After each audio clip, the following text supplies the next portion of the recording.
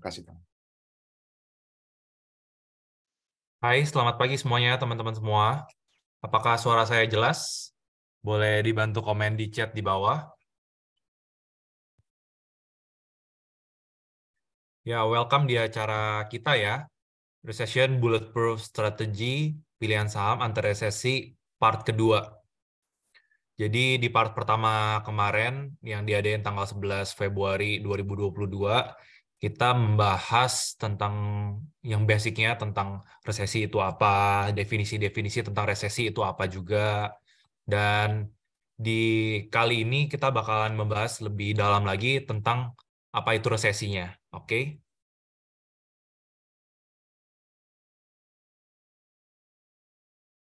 Suara saya udah clear ya teman-teman ya?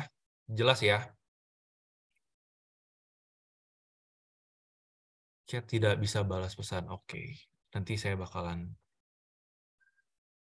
setting. Mungkin ada setting yang kurang tepat. Oke, guys.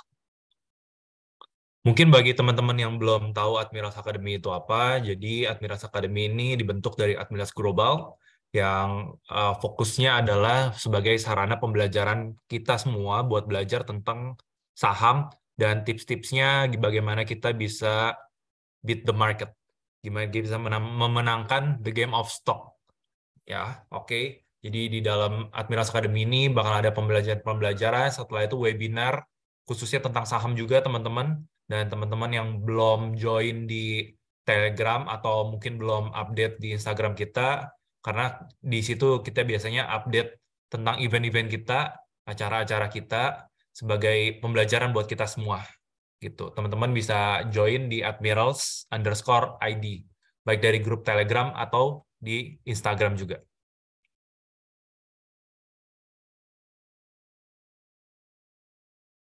Oke, nah mungkin sebelum kita lanjut ke materi, teman-teman boleh join di grup ini. Selain di grup ini kita ngeblas tentang event kita, kemarin kita juga dapat insight, saya juga dapat insight yaitu dari saham Breeze ya teman-teman. Kemarin saham Breeze naiknya kenceng banget, tanggal 15 Februari, waktu sahamnya mulai nge-break. Sebetulnya kita bisa lihat 2022-nya revenue-nya luar biasa sekali teman-teman. Kalau teman-teman lihat growth dari pertumbuhan dari Bank Syariah Indonesia ini, dan Bank Syariah Indonesia ini adalah konsolidasi dari 3 bank syariah besar di Indonesia, yaitu Mandiri, BRI, dan BNI. Dan kemarin ada muncul pola yaitu inverted head and shoulders dan big confirmation-nya di saham Breeze. Dan Tenggat kemarin waktu itu kita nge-call di sekitaran 1430, sekarang udah di atas 1700. Atau kira-kira upside-nya udah hampir 20% ya teman-teman ya. Jadi selain di grup ini kita belajar tentang saham, teman-teman bisa bebas buat bertanya tentang saham itu apa, atau mungkin pertanyaan-pertanyaan yang lebih deep juga kita pasti bakalan jawab di grup itu. Dan em, bakal ada webinar series seperti ini juga. Oke, ini adalah previous webinar dari minggu kemarin. Kemarin itu Pak Berlian sempat membahas tentang recession impact di Dow Jones tahun 2001 dan dibandingkan dengan 10 years treasury rate plus dari volatility index-nya. Di mana di situ disebutkan bahwa waktu treasury rate-nya atau suku bunganya menurun, harusnya kan indeksnya bakalan naik. Tetapi yang terjadi malah kebalikannya, ini namanya adalah anomali. Dan saat anomali itu terjadi, commonly bakalan terjadi marketnya sudah cukup bottoming di situ. So, ini yang di webinar pertama yang kita sempat share, Pak Berlian sempat share. Dan next-nya adalah resilient stock yang dipilih oleh sektor pick, resilient sektor pick yang dipilih oleh fund manager, bukan dipilih oleh analis, bukan dipilih oleh pelaku pasar aja, tapi dipilih oleh fund manager. Jadi perbedaan fund manager dengan yang lainnya adalah fund manager memegang uang, so mereka punya sense of um, belonging dan tanggung jawab yang lebih, responsibility yang lebih gitu. Dan di sini ada beberapa sektor di mana kalau kita lihat in early pasti ada financial, dan waktu udah masuk late dan recession ada consumer staples yang sempat dimention juga sama Pak Berlian. Nah, sekarang kita lagi di posisi mana? Dan Pak Berlian kemarin sempat share bahwa kita sedang berada di posisi late menuju recession gitu. Oke, mungkin saya bacakan lagi guest speaker kita hari ini, yaitu Pak Berlian Juveni. Buat yang kemarin-kemarin belum join atau belum ikutan dan baru ikut hari ini, teman-teman bisa dengar di part 1-nya, dan mungkin baru dengar hari ini, Pak Berlian ini adalah pakar keuangan di dunia saham, terutama di dunia keuangan, dan sudah 20 tahun ya di dunia pasar modal. Beliau meraih S1-nya dari Universitas Airlangga dan gelar masternya dari Monash University. Lalu beliau tergabung di ABN AMRO Asset Management, sempat mengelola dana juga, dan OSK Nusa Dana Asset Management. Setelah itu sekarang menjadi Head of Sales and Branch Coordinator di RHB Sekuritas Indonesia. Nah, saya kenal beliau ini sejak tahun 2019 dan dikenalkan sama teman saya. Waktu itu ceritanya adalah Pak Berlian ini terkenal karena dia sempat mention di berita tentang sebelum crash tahun 2008. Nah, saya undang beliau lagi ke acara hari ini supaya kita bisa mendengar insight dari Pak Berlian, sharing tentang experience-nya dia di pasar modal, terlebih tentang market yang kata orang dark and gloomy ya. Oke, guys. So, tanpa berlama-lama lagi, silakan waktu dan kesempatan saya kasih ke Pak Berlian. Thank you, Bro William, buat introduction-nya. Saya rasa di situ yang saya lebih tertarik adalah mendengarkan dari Bro William waktu meringkas ya minggu lalu ya. Jadi saya cukup surprise sebetulnya teman-teman Admirals bahwa Bro William betul-betul juga menyerap gitu. Jadi tidak hanya sebagai pengundang saja, tapi juga ikutan belajar dan betul-betul poin yang memang penting itu tadi sudah di recap saya sampai tadi. Wah, ini kalau sudah bisa dicatat sedemikian detailnya berarti sudah bisa menjadi bekal nanti kalau misalkan marketnya kondisinya sesuai seperti yang diperkirakan gitu ya, atau diantisipasi. Saya lebih suka menggunakan antisipasi. Kalau diperkirakan, kita bisa lihat marketnya mungkin akan turun, marketnya mungkin akan naik. Tapi kalau kita mengantisipasi, seperti yang minggu lalu juga saya sampaikan, sama seperti kita lagi di rumah, punya rencana untuk ke pantai, kalau ternyata ada ramalan hujan, maka kita pilihannya bawa payung atau kita menghindari ke pantai terlebih dahulu. Itu salah satunya. Jadi, saya tambahkan sedikit, ada satu kalimat yang tadi disebut Bro William adalah anomali. Kemarin itu sempat tercetus oleh saya, itu adalah indeks salah harga. Kalau saham salah harga udah pernah ya, banyak ya Bro William ya. Nah ini kalau yang kemarin itu, benar-benar kemarin, saya tercetusnya pas acara kemarin minggu lalu itu. Saya langsung mengatakan indeks salah harga ini tuh. Kenapa? Marketnya turun, padahal suku bunganya juga sudah turun. Ini anomali, dan itulah kita bisa mengatakan, wah ini kalau reboundnya kencang sekali. Kalau di saham mungkin kurang lebih secara teknikalnya barusan ini ada di saham ERA. Ya, ada divergent, kemudian sahamnya lagi di bawah, di 300, hampir 400, kemudian bisa rebound sampai di atas 500-an ini kan profitnya 30% lebih bahkan. Ya. Itu nanti kita akan bedah lebih lanjut di sesi teknikal ya, mungkin ya Bro William ya, untuk di kelas-kelas berikutnya yang saya rasa juga Bro William bakal mengundang ahli-ahli yang akan lebih mumpuni lah ya, lebih jago untuk membahas hal tersebut gitu. Nah, saya akan lanjutkan materi saya akan share screen di sini. Tolong dibantu untuk coba dilihat apakah sudah tampil, Bro William. Oke. Sudah? Siap. Oke, ya. Kali ini seluruh materinya sudah saya embed, mudah-mudahan bisa lancar, suara-suara dan foto-fotonya juga. Kita mulai ya, teman-teman. Admiral, selamat pagi semuanya. Kita akan lanjutkan dengan judul Recession Bulletproof Strategi Pilihan Saham Anti Resesi, Part 2. Saya akan kasih disclaimer terlebih dahulu, kemarin belum ada disclaimer-nya. Nah, kali ini bahwa secara tertulis ya, bahwa materi yang kita lakukan presentasikan hari ini betul-betul adalah untuk sharing dan sifatnya adalah untuk edukasi, dan kemudian kinerja masa lalu itu tidak menjamin masa depan. Semua yang kita jabarkan di sini baik itu pandangan, opini, ya ataupun saran gitu, ini sebaiknya digunakan sebagai masukan, ya, bukan sebagai suatu yang memang suatu saran yang sangat kuat untuk kemudian mengambil posisi tertentu.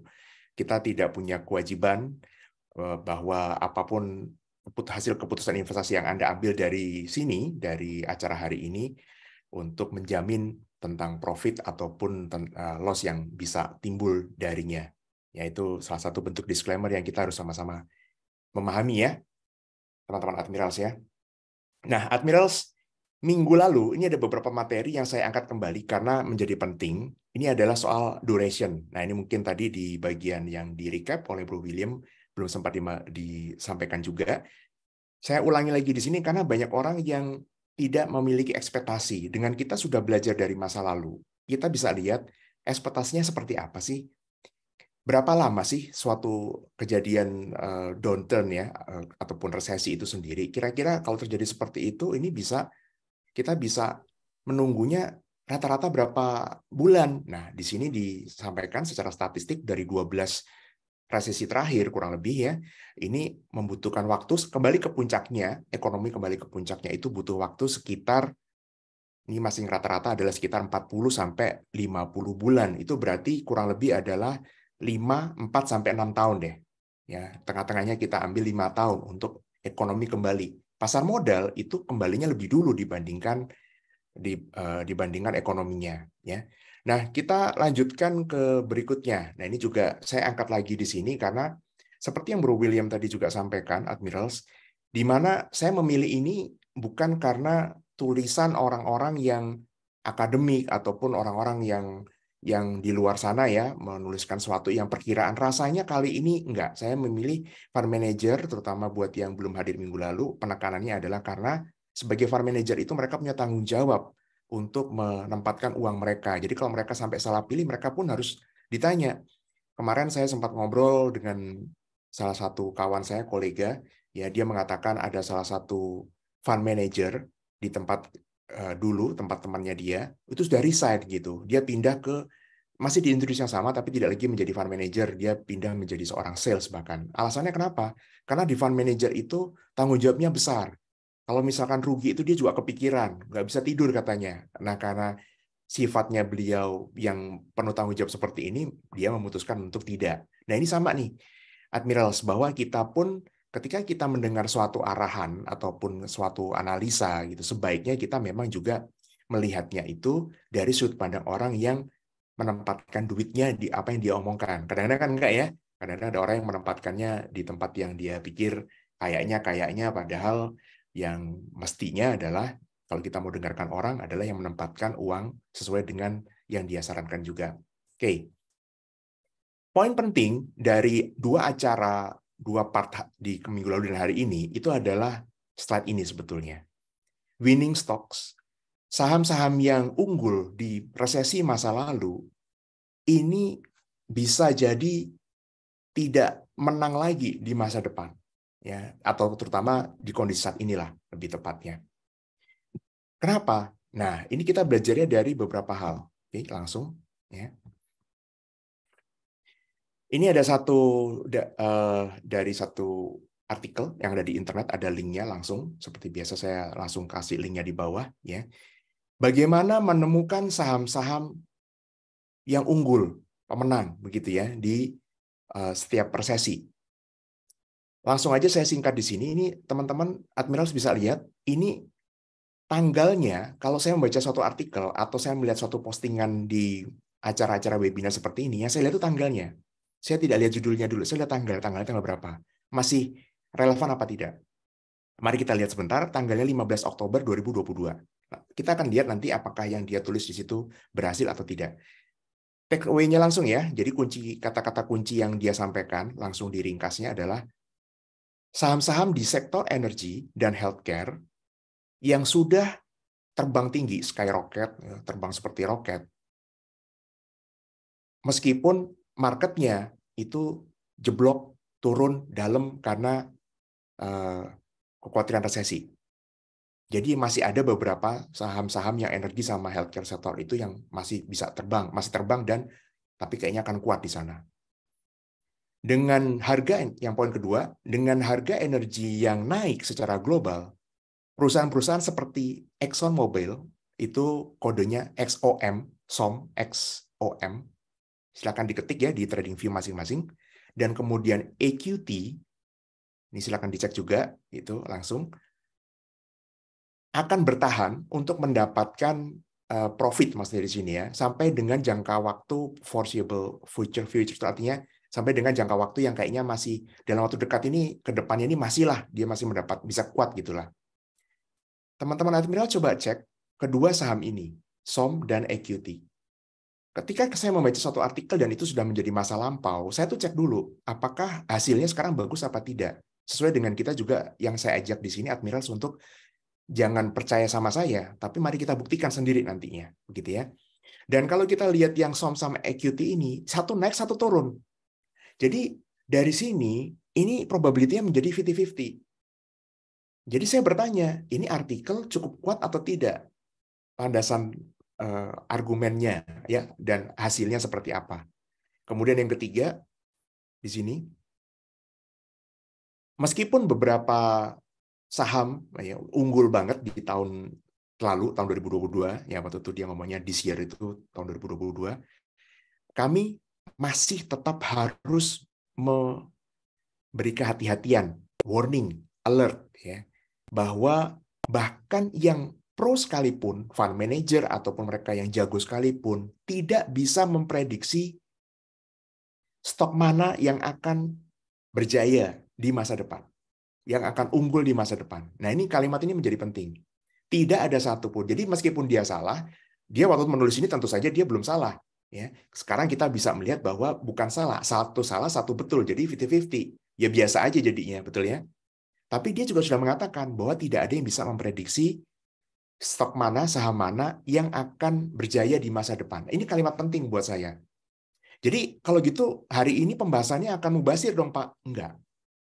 Karena saya pun yang saya akan bawakan hari ini itu adalah bagaimana dengan pengalaman saya membuktikan apakah ini bisa berlaku apa tidak, prevail atau tidak kalau bahasa Inggrisnya. Oke, kita lanjutkan. Kita akan buktikan nanti. Dan saya akan angkat lagi video ini karena ini menjadi penting. Silakan disimak baik-baik, khususnya poin-poin yang akan muncul dari yang di warna merah. Ya, saya akan ulangi videonya. These folks, there is no recession. Rolls-Royce hits record sales in 2022. Ferrari, Lamborghini, Porsche all can't keep up with demand. Private jets, record sales. For people that own assets for the past decade, they don't care about layoffs or a stalling economy. They're still making money, and in fact, they're reinvesting it continuously and then buying luxury goods in a world where more and more people are getting laid off. The difference between the renters and the owners, the employees and the bosses is one word: assets. And that's why for these people, there is no recession. Oke, tadi suaranya terdengar, Bro William, untuk suara dari video ini? Ya, aman, jelas, Pak. Aman ya, sip kalau gitu ya. Saya akan putar sekali lagi, tapi tadi mari kita catat dulu baik-baik. Boleh dicatat di handphone masing-masing ataupun di kertas ya. Tadi ada record sales. Itu. Kemudian yang sudah mempunyai aset dekade sebelumnya. Jadi artinya ini juga masa lalu. Kalau kadang-kadang kita mungkin berpikir langsung pinginnya cuannya besarnya sekarang, tentu itu ada yang bisa, ada yang tidak. Kalau tadi bisa menemukan saham seperti Breeze ya, tadi Bro William juga sampaikan, bisa tiap tahun, bisa tiap bulan dapatnya seperti itu, wah itu udah nggak perlu dekade itu. 1 tahun aja udah bisa gulung atau lipetin duitnya, beggar kalau istilahnya, ya bisa berlipat-lipat, ya udah nggak akan khawatir lagi, begitu sama resesi juga. Tetapi kita lihatnya secara gambaran untuk orang yang betul-betul besar, yang menjadi besar dari aset itu. Saya minggu lalu, yang saya garis bawah itu adalah aset. Tetapi hari ini saya minta untuk admirals yang hadir, yang ditulis atau dicatat itu betul-betul adalah tadi itu, record sales. Jadi meskipun resesi, tetapi dia tidak bisa bahkan melayani demand-nya. Jadi permintaannya tuh banyak banget itu. Betul ya, satu ya, itu tadi ya. Kemudian record sales, jadi pertumbuhan penjualannya itu luar biasa. Record itu artinya memecahkan rekor penjualannya. Itu masih ada sekarang. Jadi tidak kemudian resesi ya semua ekonomi sama-sama buruknya ya, tidak. Sambil menjelaskan yang ini, saya teringat Bro William sempat menanyakan ke saya, Pak, ini ada pertanyaan dari grup ya. ini apakah Indonesia resesi ataukah Amerika sudah resesi? Menurut pandangan saya bagaimana? Dan saya sudah menjawab, buat saya Amerika resesi, buat saya Indonesia di tahap akhir. Tapi kan orang Amerikanya bilang belum resesi, Pak. Nah, nanti akan saya tunjukkan. Kembali, saya bisa salah atau bisa benar, tapi kenapa saya mengatakan Amerika resesi, nanti saya akan jelaskan. Kembali ke sini dulu. Record sales, pertumbuhannya, kemudian dia punya aset. Ya, kemudian tadi itu ada yang saya poinnya lagi itu ada owner, ada penyewa, ada owner. Anda pilih yang mana, sebagai penyewa atau sebagai owner? Kalau sebagai penyewa berarti Anda tidak punya aset. Anda bayar untuk aset yang Anda tempati. Tapi sebagai owner, Anda mendapatkan hak ketika disewa tadi. Ya, kita perdalam lagi ya, satu kali lagi putaran. Ya, silakan dilihat baik-baik, dicatat juga. These folks, there is no recession. Rolls-Royce hits record sales in 2022. Ferrari, Lamborghini, Porsche all can't keep up with demand. Private jets, record sales. For people that own assets for the past decade, they don't care about layoffs or a stalling economy. They're still making money, and in fact, they're reinvesting it continuously and then buying luxury goods in a world where more and more people are getting laid off. The difference between the renters and the owners, the employees and the bosses is one word: assets. And that's why for these people, there is no recession.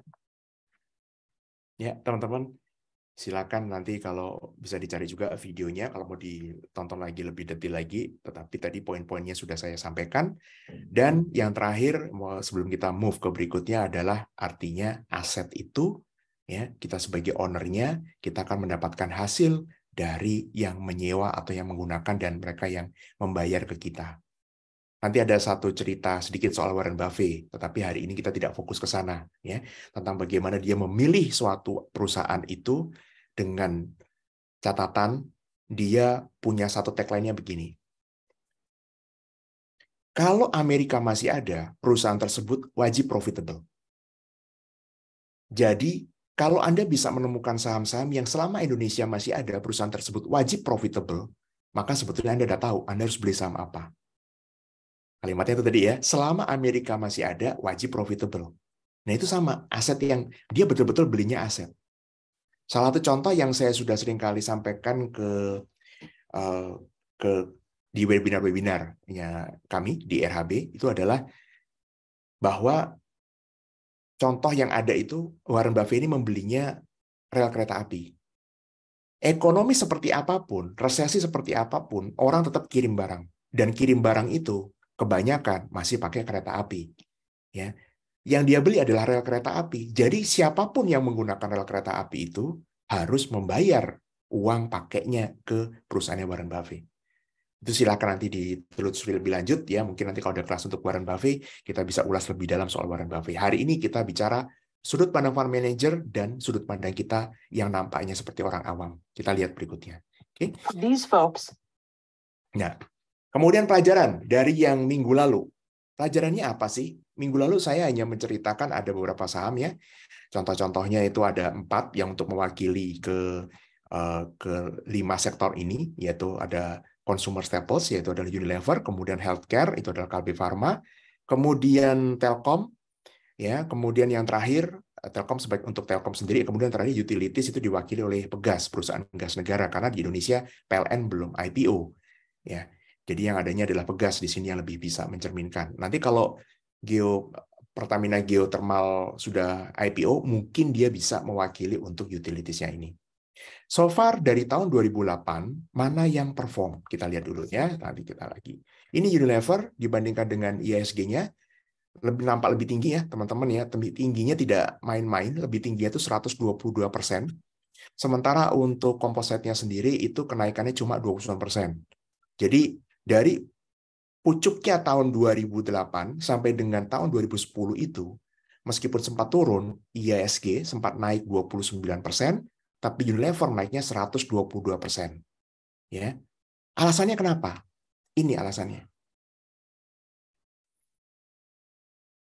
Silakan dibaca, dilihat baik-baik. Ini ada tahun ke tahun. Yang paling penting mana?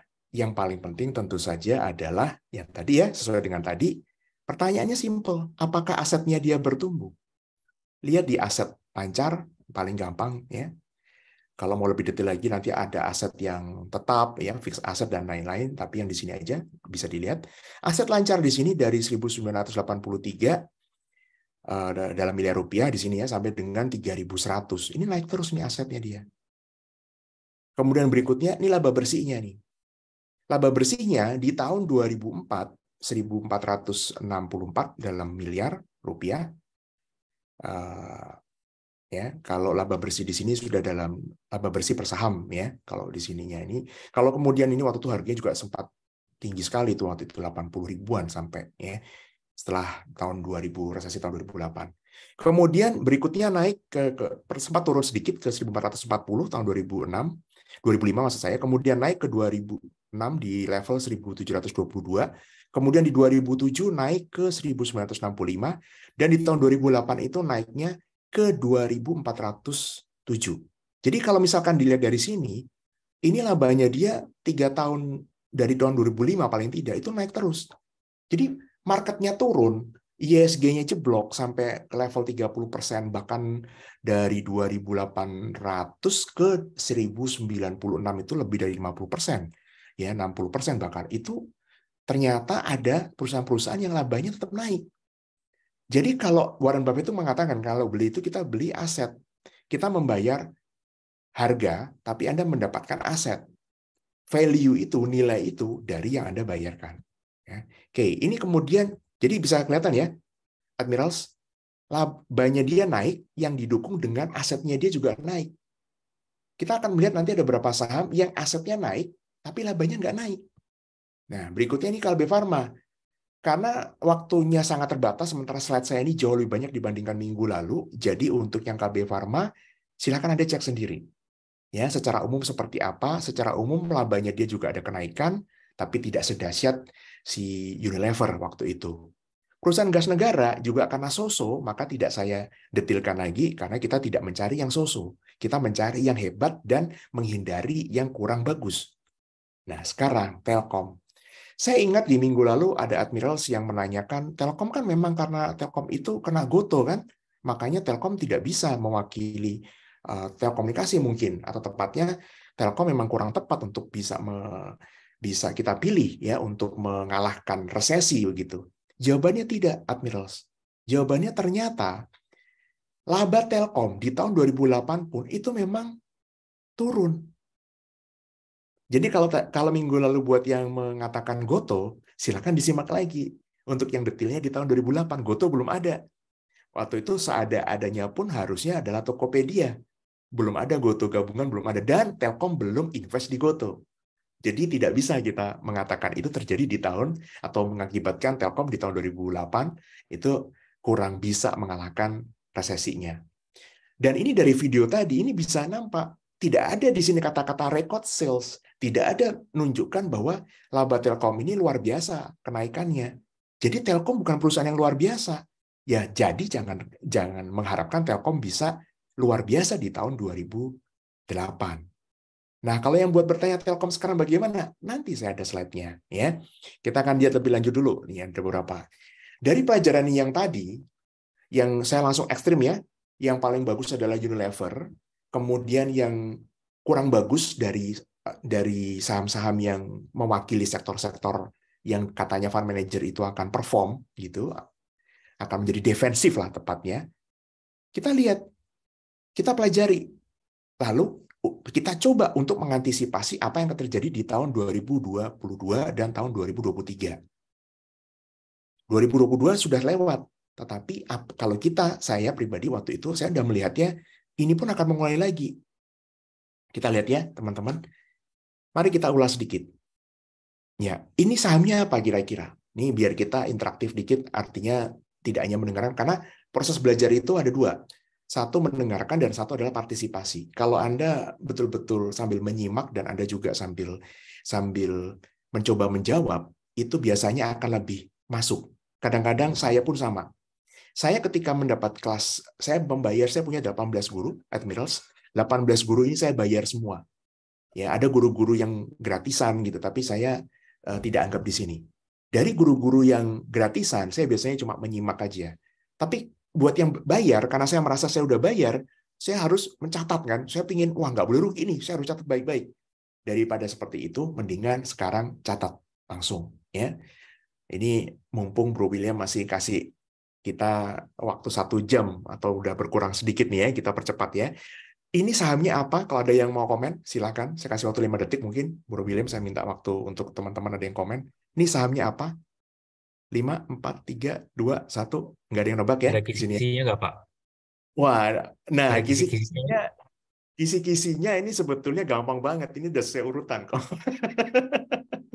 ini, ini, ini jawabannya ini adalah Karena Unilever. kalau lihat angka aja, Nggak kelihatan ya? Betul. iya. Nah, saya kenapa Admirals, kenapa saya mengajak untuk melihat, biasanya kan orang melihatnya chart.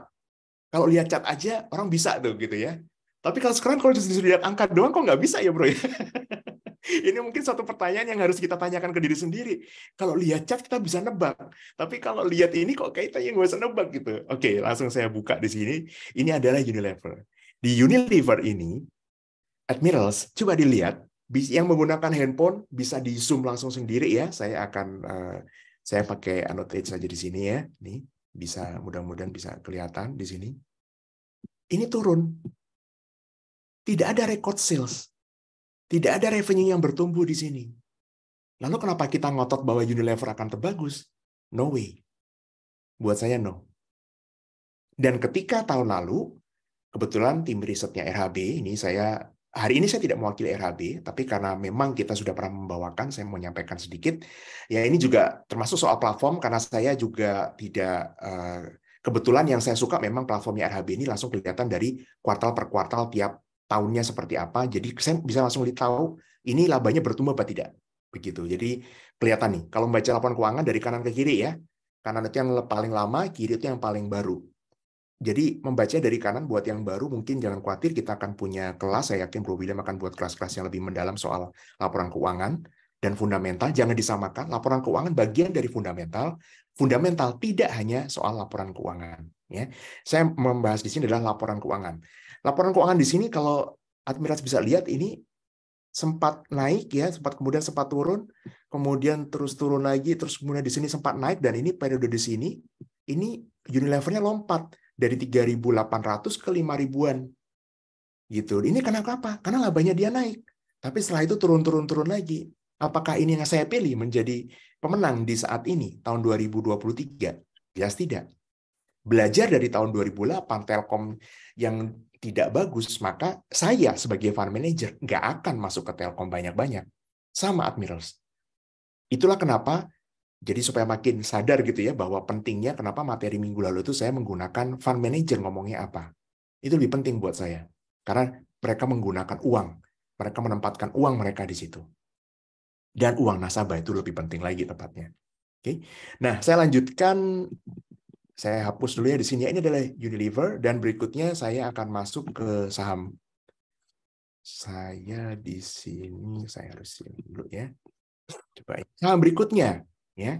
Ini mungkin nanti saya dikejar waktu, jadi saya langsung jawab aja di sini. Ini apa ini? Ini Kalbe Pharma. Jadi kalau tadi yang bertanya Kalbe Pharma yang di tahun 2008 ya juga bagus, meskipun tidak sebagus Unilever, tapi Kalbe Pharma ini di saat ini dibandingkan Unilever, jelas lebih bagus Kalbe Pharma. Bisa dilihat dari 61, kemudian 64, kemudian 65, ya 68, 71, sempat turun sedikit 70, kemudian 71. Kan nggak naik, Pak. Betul. Tapi daripada yang turun, ya saya pilih yang nggak naik dong. Betul nggak? Jadi saya pilih yang terbaik dari yang terburuk. Ini pun bukan buruk. Bisa stabil, itu bagus. Dibandingkan 2 tahun, 3 tahun yang lalu, si Kalbe Pharma ini lebih tinggi lagi, ya. Dan ini memang tidak saya kasih nama di sini supaya benar-benar atensi kita. Kalau saya kasih judul, kasih nama sahamnya, kita langsung baca. Tapi kalau tidak, maka kita akan berproses di situ. Ya. Lalu berikutnya, ini sahamnya adalah Telkom. Jadi meskipun tanpa GoTo sekalipun, Telkom itu dulu sudah so-so aja. Udah dari tahun 2010 sampai dengan sekarang, pendapatan atau earning-nya atau laba Telkom ini so-so aja. Ya, bagaimana mungkin kita mau profit yang besar dari perusahaan yang kinerjanya so-so? Mungkin ada yang berkata, tapi ada saham-saham yang liar, Pak. Gorengan, Pak. Misalkan begitu. Itu udah urusan masing-masing. Hari ini, kita berbicara soal bulletproof strategi untuk resesi. Dan kalau melibatkan saham-saham yang tidak jelas, Anda harus siap dengan risiko hilangnya uang Anda secara masif. Mari kita bertanggung jawab dengan uang kita. Itu kenapa saya pilih fund manager. Ya, sebagai patokan bagaimana kita melihat mana sih yang unggul, mana sih yang hebat saham-sahamnya. Berikutnya, ini adalah saham Pegas. Ya. Ini ada perbedaan nih, ada merahnya. Kalau tadi nggak ada merah semua, saya sedikit balik di sini, nggak ada merah semua ya, untuk yang sebelumnya. Ini Pegas nih. Yang di Pegas ini, kita lihat di sini earning per share-nya dia, dari minus waktu itu, dan harga sahamnya pun terjun bebas juga ya, bisa sempat sampai 900-an. Kemudian 100 naik ke 148, kasusnya udah dianggap selesai. Kemudian masih bisa bertumbuh lagi ke 200-an, 235. Kemudian yang terakhir itu sampai 260. Ya, sempat naik. Nah, ini ini bukan saham pilihan yang utama untuk resesi tahun ini. Kenapa? Naik turun, endingnya lebih bagus daripada 3 tahun, 2 tahun yang lalu, tetapi tidak bagus terus-menerus. Jadi Pegas pun kalau mau cari dividen masih oke, luar biasa. Secara nilai buku juga relatif murah, dekat sama nilai bukunya. Pertanyaan utamanya adalah apakah dari 800 saham yang ada di Indonesia, di IHSG, apakah kita mau cari yang so-so saja? Ataukah kita memang mau cari yang luar biasa? Buat saya pribadi, uang saya terbatas. Kita harus cari yang luar biasa. Nah, bicara soal luar biasa, ya, ini adalah saham yang di tahun 2008 lebih tinggi dibandingkan Unilever. Saya memang tutup nama perusahaannya apa, dari minggu lalu pun saya tutup. Saya hanya kasih tahu saja perusahaan ini adalah Cepin. Dan ini kategorinya basic industry. Tidak ada di dalam kolomnya si fund manager Fidelity. Tidak ada. Basic industry tidak termasuk di kolom Fidelity. Tapi dia paling unggul. Jadi, saya kembalikan ke Admirals. Mana yang Anda pilih? Sektornya atau sahamnya? Boleh saya minta waktu tolong dijawab? Boleh tolong di chat? Sekali lagi ini poin penting. Jadi saya minta bagian poin penting-penting untuk kita interaktif sedikit. Ya. Jadi mana yang lebih penting? Sektornya atau sahamnya? Kita coba lihat beberapa jawaban. Sudah ada jawaban, bro? Saham. Sudah. Sip. Ya. Saham. Betul sekali. Saham. Ya. Jadi dengan ini bagi admirals yang ikut kelas ini mulai detik ini lupakan itu kalau ada orang ngomong sector rotation, orang ngomong apa. Nah, ini kalau misalkan saya sekali lagi ini saya independen hari ini dan ini benar-benar dari pengalaman yang saya sampaikan. Saya nggak percaya dengan sektoral.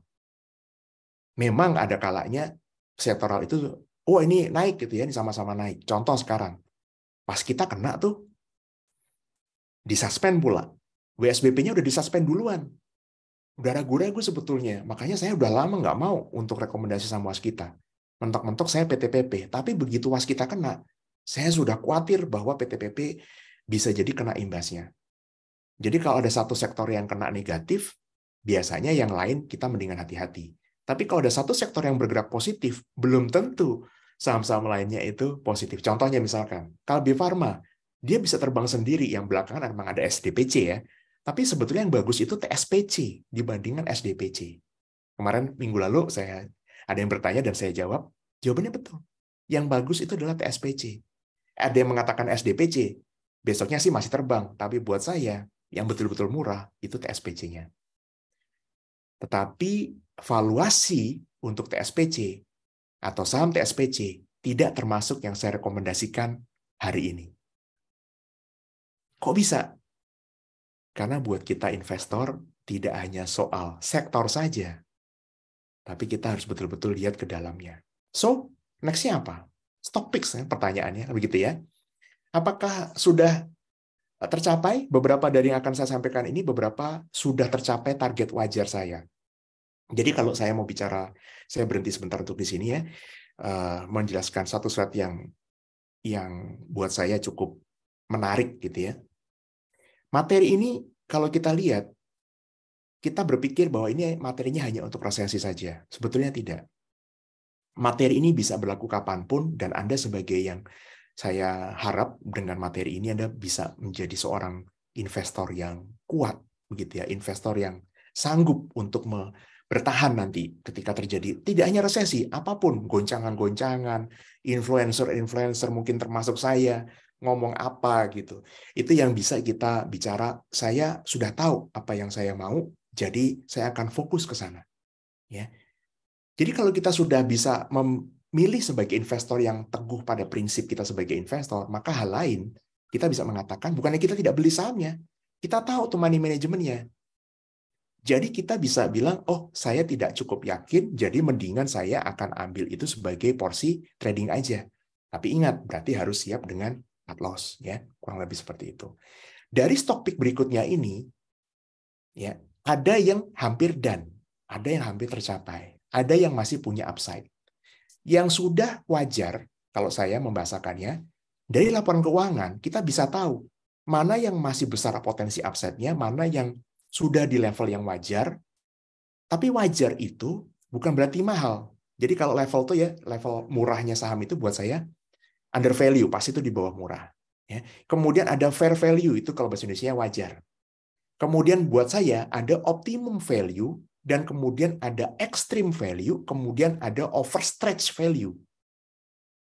Tesla itu buat saya overstretch di level waktu dia 800-an. Saya sebelum Michael Burry mengumumkan bahwa dia nge-short Tesla, saya sudah bilang ke teman-teman nasabah, kalau punya rekening di US mau short Tesla. Kemudian si Michael Burry juga mengatakan bahwa dia nge-short Tesla.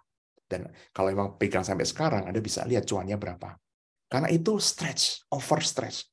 Udah ekstrim ditarik lagi. Jadi kalau ada overbought, ini bukan lagi overbought, overshoot udah sampai ke atas. Ya. Mari kita lihat saham-sahamnya. Yang saya kasih yang paling gampang terlebih dahulu yaitu adalah BBCA. Ya. Saya sambil cek dulu di daftar sebentar ya. Pendis, karena nanti ada beberapa yang mungkin di sini sudah sempat tahu yang saya sampaikan. Sahamnya, terutama yang nasabah di sini ada. Ya, ada beberapa di sini yang saya lihat. Oke, kita mulai. Ya.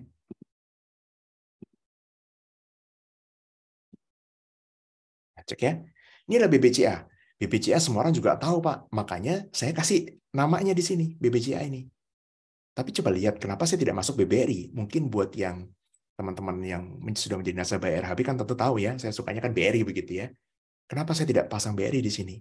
Karena saya harus jujur, laba BBRI itu saat ini kenaikannya tidak sekonsisten BCA.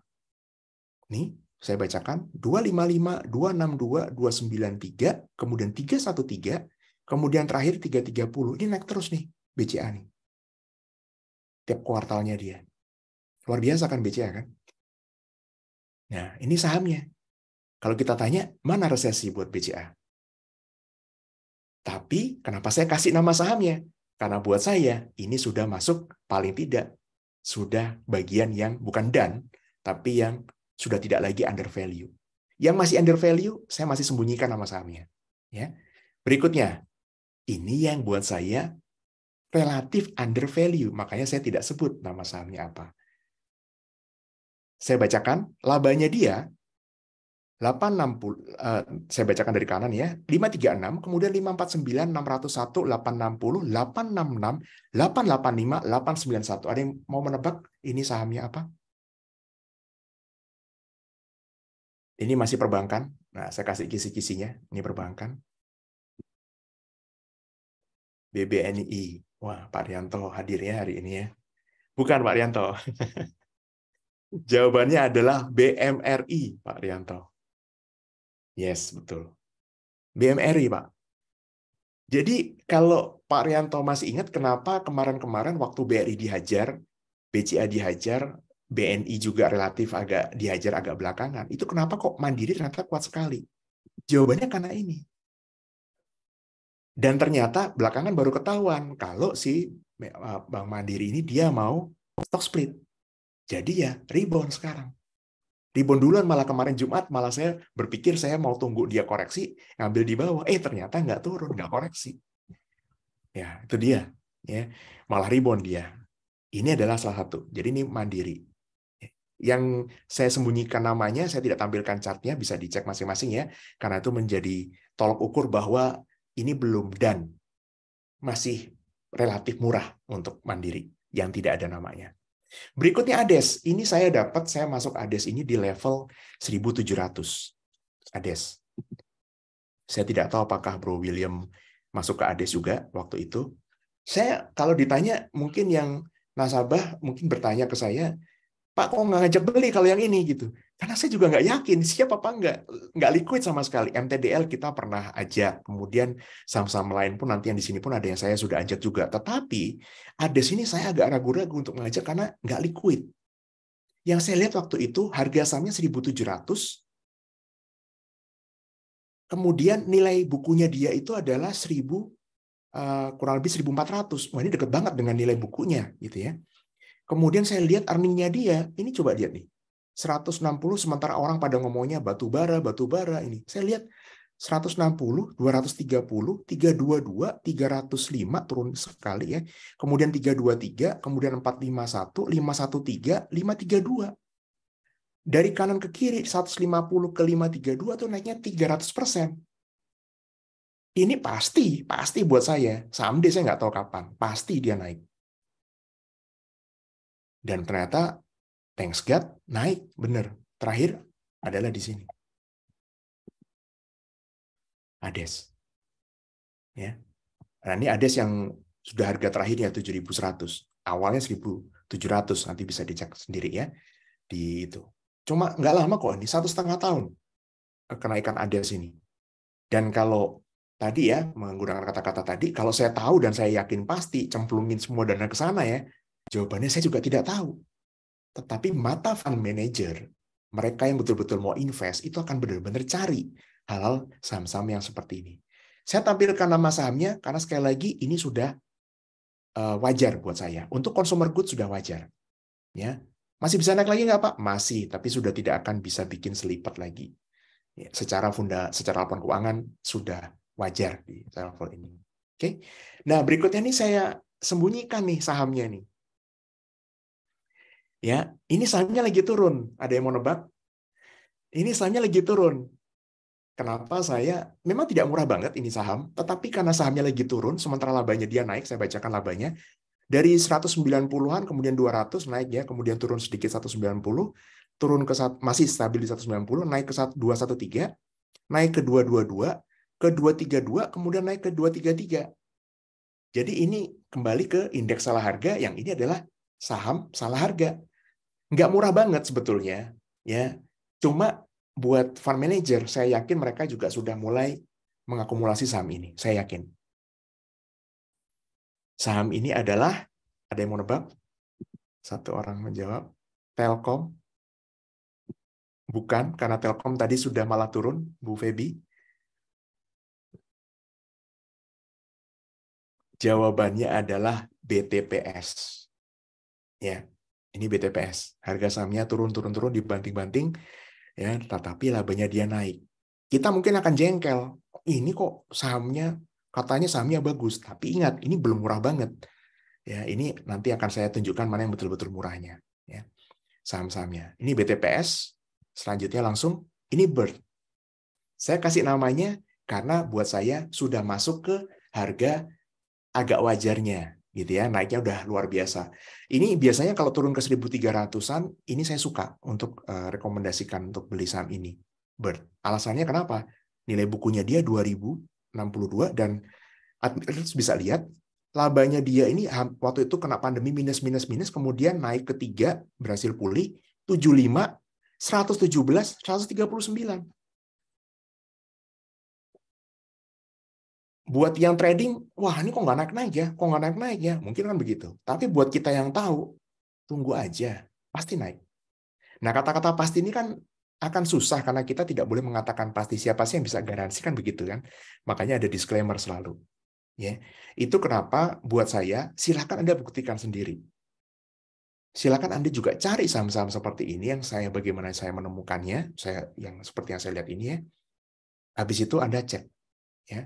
Nanti mungkin saya yakin kelas-kelas Bro William selanjutnya ada bagaimana mencarinya menggunakan platform dan lain-lainnya, nanti saya persilakan Bro William. Ya, kebetulan dari RHB sih ada juga tambahannya untuk platformnya seperti apa. Oke, saya lanjut. Ini kebetulan untuk BERT-nya sendiri lagi koreksi. Kemarin waktu di dekat sama 2000-an ya tentu saja sudah menjadi wajar. Kenapa saya masih tampilkan di sini? Juga karena sekarang masih di bawah 2000. Jadi untuk kembali ke 2000 buat saya, buat yang trading sih oke. Tapi kalau mau invest, pikir lagi ya, karena memang sudah tidak lagi murah. Masih ada beberapa yang lebih murah dibandingkan BERT ini. Lanjut ya, ini ADMF. Nah, ini juga buat yang nasabah tentu webinar kita ini udah tahu nih, kalau saya yang kemarin sebelum marketnya crash saya mengatakan cari yang dividennya tinggi. Ini salah satunya itu adalah ada dua, ADMF dan MPMX. Tapi saya pilihnya adalah ADMF. Kenapa? Nilai bukunya waktu itu harga masih 8 ribuan, nilai bukunya dia itu 10 ribu. Earning-nya dia itu adalah 1.600. Secara simpel saja, ini mestinya paling tidak waktu itu paling tidak lagi itu baru ke nilai bukunya, baru ke nilai buku itu masih di bawah wajar ya. Wajarnya itu adalah kalau kita lihat dari price earning-nya dia. Nah, kalau ini menurut saya harusnya 16.000 mestinya begitu. Tetapi ingat, ini sudah saya kategorikan sudah naik tinggi, jadi kenapa saya munculkan namanya? Sekali lagi yang masih punya potensi malah tidak saya sebutkan ya nama sahamnya apa. Seperti BTPS tadi lagi di bawah gitu. Nah, ADMF ini bisa dilihat dari 8 ribuan, dari 9.000 ya itu naiknya 8.000 sampai dengan sekarang udah naiknya 20%. Ini orang udah bilang tinggi, tapi ingat semahal-mahalnya ADMF dibandingkan sama Arto masih lebih murah ADMF. Buat seorang investor yang sejati, yang betul-betul melihat LK, laporan keuangan, pasti pilihnya adalah ADMF, bukan Arto. Lanjut ke saham berikutnya. Saham apakah ini? Sektornya, Pak. Ini sektornya adalah sektor, nah ini agak minus ya. Nanti deh saya kasihnya agak di ujung aja deh.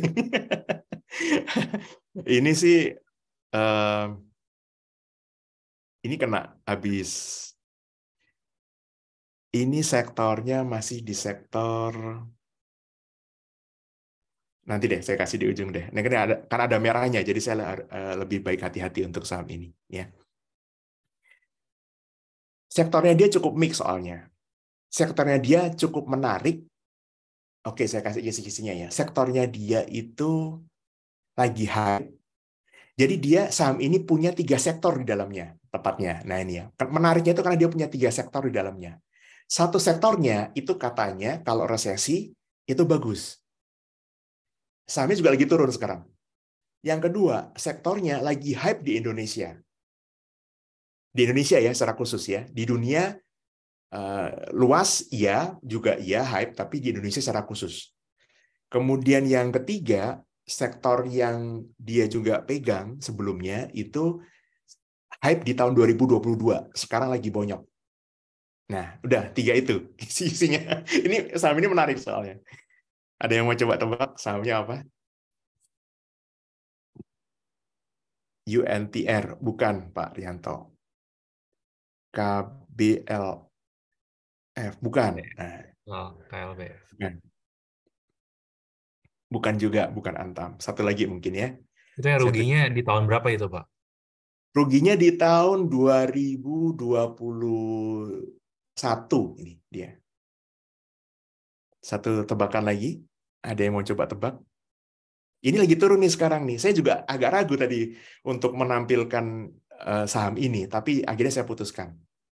SRTG hampir tepat. Nanti SRTG saya mengatakan begini ya. SRTG itu yang buat nasabah tentu tahu kalau saya demen banget sama SRTG, tapi tidak termasuk saya stock pick untuk hari ini. Alasannya kenapa? Karena SRTG tidak rentan resesi. Jawabannya seperti itu. Meskipun murah banget, tapi tidak rentan resesi. Dia bukan bulletproof. MDKA bukan. MDKA udah terbang, bukan dibanting. Ya, MDKA juga cukup menarik. Nanti ada MDKA baterai ya, mau IPO ya. Langsung saya jawab, jawabannya adalah Indica. Surprise nggak, Bro William? Indica. Indica ini boleh dibilang komposisinya unik gitu ya. Jadi dia ini batu bara, kemudian juga ada emas, kalau mau boleh dicek ya. Kemudian yang terakhir itu dia ada motor listrik. Nah, ini kenapa tadi saya katakan nih, emas kalau resesi katanya bukan kata saya, katanya konon itu bagus. Ya kan? Kenyataannya sih buat saya sih enggak, saya nggak percaya bahwa emas bagus di resesi. Kenyataannya turun-turun juga. Kalau pun emas naik, belum tentu penjualan juga naik karena harga emas sama demand belum tentu seiring. Oke, saya lanjutkan di sini. Dan yang terakhir ini adalah motor listrik. Kemarin saya diajak untuk melihat pameran motor listrik dan kita lihat yang punyanya si Indica ini ya, cukup menarik. Alasan saya untuk menampilkan ini karena 3 cerita ini unik buat saya untuk ke saham ini, dan kemudian nilai bukunya dia 3.100. Admirals bisa lihat, ini nilai bukunya dia tuh gimana ya, kita labanya emang nggak cakep, tapi dia selalu mengakumulasi aset. Ini bagus banget. Jadi kembali ke poin yang awal di akhir minggu lalu, yaitu yang video tadi, ini dia akumulasi aset. Ini bagus nih buat saya. Saya suka dengan saham-saham yang seperti ini. Tapi kalau tidak punya profit, saya pikir-pikir lagi. Kebetulan hari ini, 1 minggu ini, kemarin harga sahamnya masih turun, masih dibanting. Jadi saya memberanikan diri untuk menampilkan si Indica ini. Ini unik nih, bro. Ini boleh dibilang salah satu yang berbeda gitu ya. Resesi, tapi kok saya nampilkan sebagai salah satu topik saya di sini. Nah, ini ya, Indica. Lanjut ya ke saham berikutnya.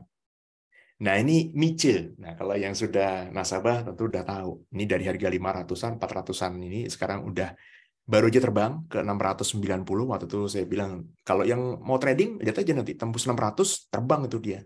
Cepat banget. Betul, kemarin lama gitu ya, di 500, mundar-mandir ke 498, terus tiba-tiba begitu 600, terbang sampai sekarang, yang beli di breakout 600 aja langsung 15%. Yang udah ikut dari kelas, udah tahu itu dapatnya 39%, sampai 38% lah. Sampai dengan sekarang, di porto saya sih 38% ya, untuk si Miche ini. Buat yang ikutan tapi nggak tahu, nggak menyadari betapa hebatnya Miche ini, maka saya bacakan. Miche ini di tengah-tengah pandemi, ini kan popok bayi itu ya, pigeon gitu. Ini kalau Anda lihat labanya dia waktu itu sempat 69, kemudian turun ke 64, turun sedikit, kemudian ke 52, kemudian turun juga sedikit ke 50, lalu naik ke 84, turun ke 81, terus kemudian naik ke 89. Apakah seperti BCA yang konsisten naik? Tidak jawabannya. Tetapi kalau kita lihat nilai bukunya, ini 1.200. Jadi harga di 400 kemarin, 500 lah saya anggap. Itu saya bilang, ini kembali ke nilai buku aja. Jadi kalau perusahaan ini sampai bangkrut, ya Anda itu dapat balik, Anda bayar 500, Anda tuh dapat baliknya 1.200. Nggak mau punya jaminan seperti ini. Kita kadang-kadang itulah kenapa kita tidak berhasil menempatkan diri sebagai investor gitu ya, karena kita kadang-kadang merasa beli dan kalau yang lain pamer naik kita merasa waduh kita ketinggalan yang lain ya. Padahal tugas kita itu kalau benar-benar maunya invest dan mau cari yang bulletproof, Anda harus betul-betul melihat Anda tuh membeli aset. Kita tidak membeli cerita. Sekali lagi kita belinya aset beneran, bukan cerita. Dan aset, tambahan poin penting hari ini, tahun minggu lalu aset, hari ini aset yang menghasilkan. Itu yang penting. Jadi saya lihat di sini, ini nilai wajarnya aja minimal 890. Kalau saya lihat minimalnya. Itu baru bukan, padahal mestinya book value-nya kembali ke nilai buku 1.200 dan ini sektornya konsumer, harusnya tutup mata. Tapi ingat, ini sudah saya munculkan nama sahamnya karena sudah terbang. Nah, coba di sini, buat yang juga, baik itu nasabah ataupun bukan nasabah, coba kita lihat. Kalau misalkan kita betul-betul membeli saham dan kemudian kita membeli aset Coba, apakah kita pilih mana sekarang? Bertumbuh atau tidak? Pilih yang bertumbuh pasti. Dan ini yang bisa kita lihat labanya seperti ini. Oke, kita lanjutkan. Ya, itu Mice. Jadi mau yang belum masuk, misalkan mau masuk, berarti Anda mungkin termasuk sedikit FOMO. Kalau ada koreksi boleh, ya. Tapi kalau misalkan mau masuk besar, saya tidak sarankan di saat ini. Oke. Kemudian berikutnya, ini ada satu saham lagi nih. Ya, ini Bro William nggak boleh nebak. Bro William nggak boleh nebak ini. Kira-kira perusahaannya apa ini? Sektornya tidak secara khusus sektor yang lagi hype di tahun 2023. Tidak secara langsung. Tapi perusahaan ini melayani sektor yang lagi hype.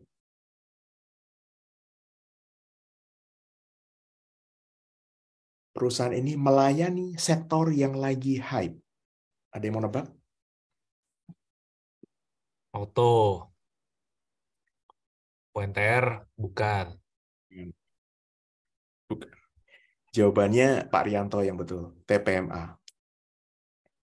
Good news-nya, kenapa kok tidak saya tampilkan nama sahamnya? Supaya Admirals bisa mencatat, ini penting berarti. Ini berarti masih bisa beli nih. Gitu ya. Kalau ditulis malah udah selesai. Ini salah satu bentuk aktivitas otak kita supaya kita mencerna lebih dalam. Betul sekali Pak Rianto, ini adalah TPMA. Sempat profit ya waktu itu dari harga 300-an bahkan untuk nasabah, kemudian sempat ke 500 bahkan lebih, kemudian koreksi lagi. Ini nilai bukunya saja itu 489. Kalau tidak salah kemarin di 450-an kalau saya tidak salah. Nilai bukunya saja 489. Kemudian earning per share-nya, ini TPMA ini yang dilayani itu adalah pengiriman nikel, ada batu bara juga, cuma dia nanti sedang tempatnya juga, fokusnya juga ke nikel juga. Ya. Earning per share-nya dia 74, jadi mestinya 700-an itu harga yang masih wajar, bukan yang optimum bahkan, baru wajar ya, untuk TPMA ini.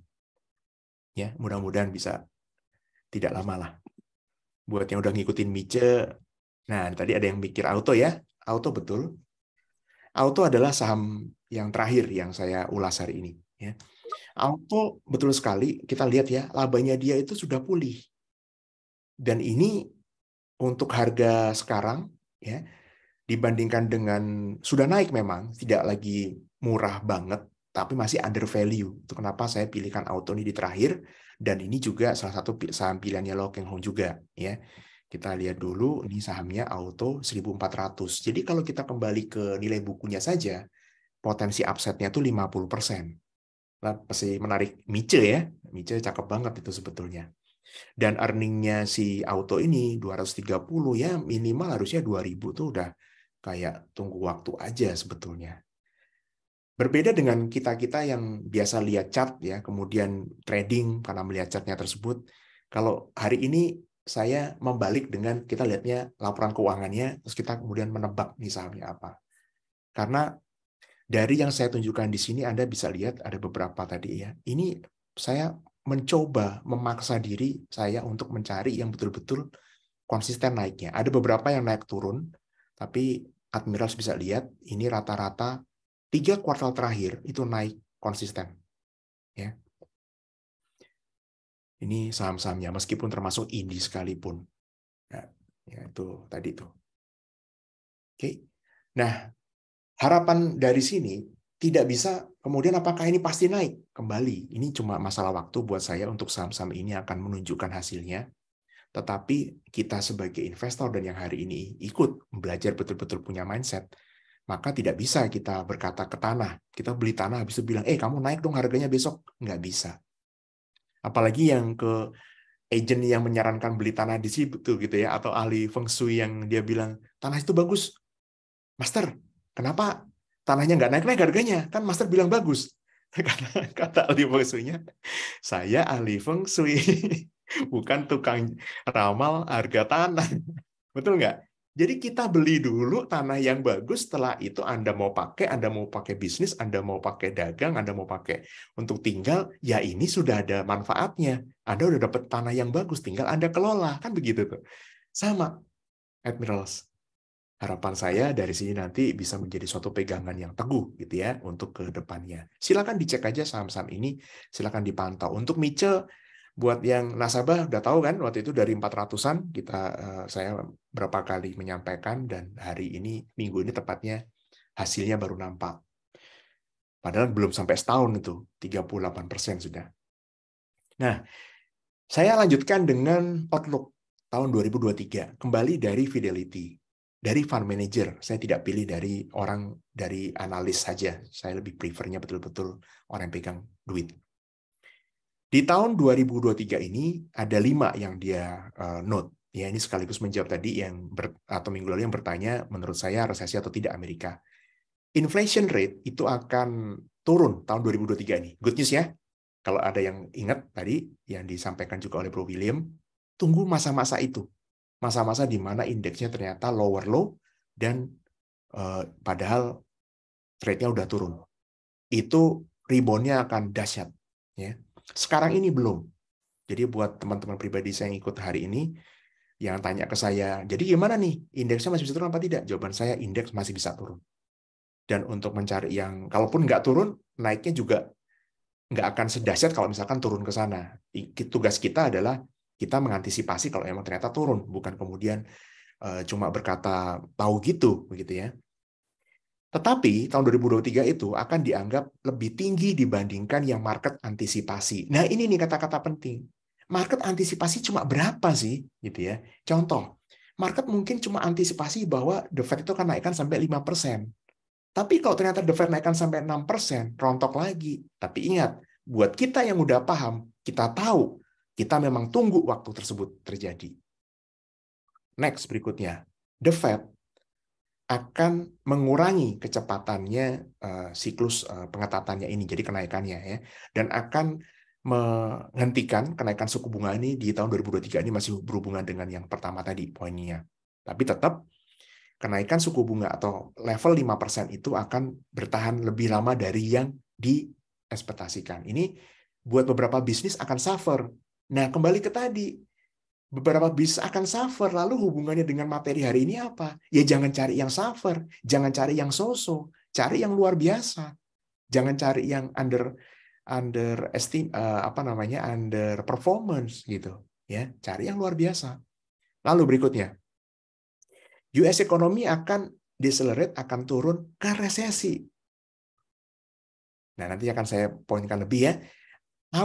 Di sini bukan base, tapi base case, dasar, kasus yang mereka anggap ini patokan bawahnya itu adalah ini kurang lebih akan seperti apa, begitu ya. Mereka udah menganggap bahwa mild kontraksi aja deh.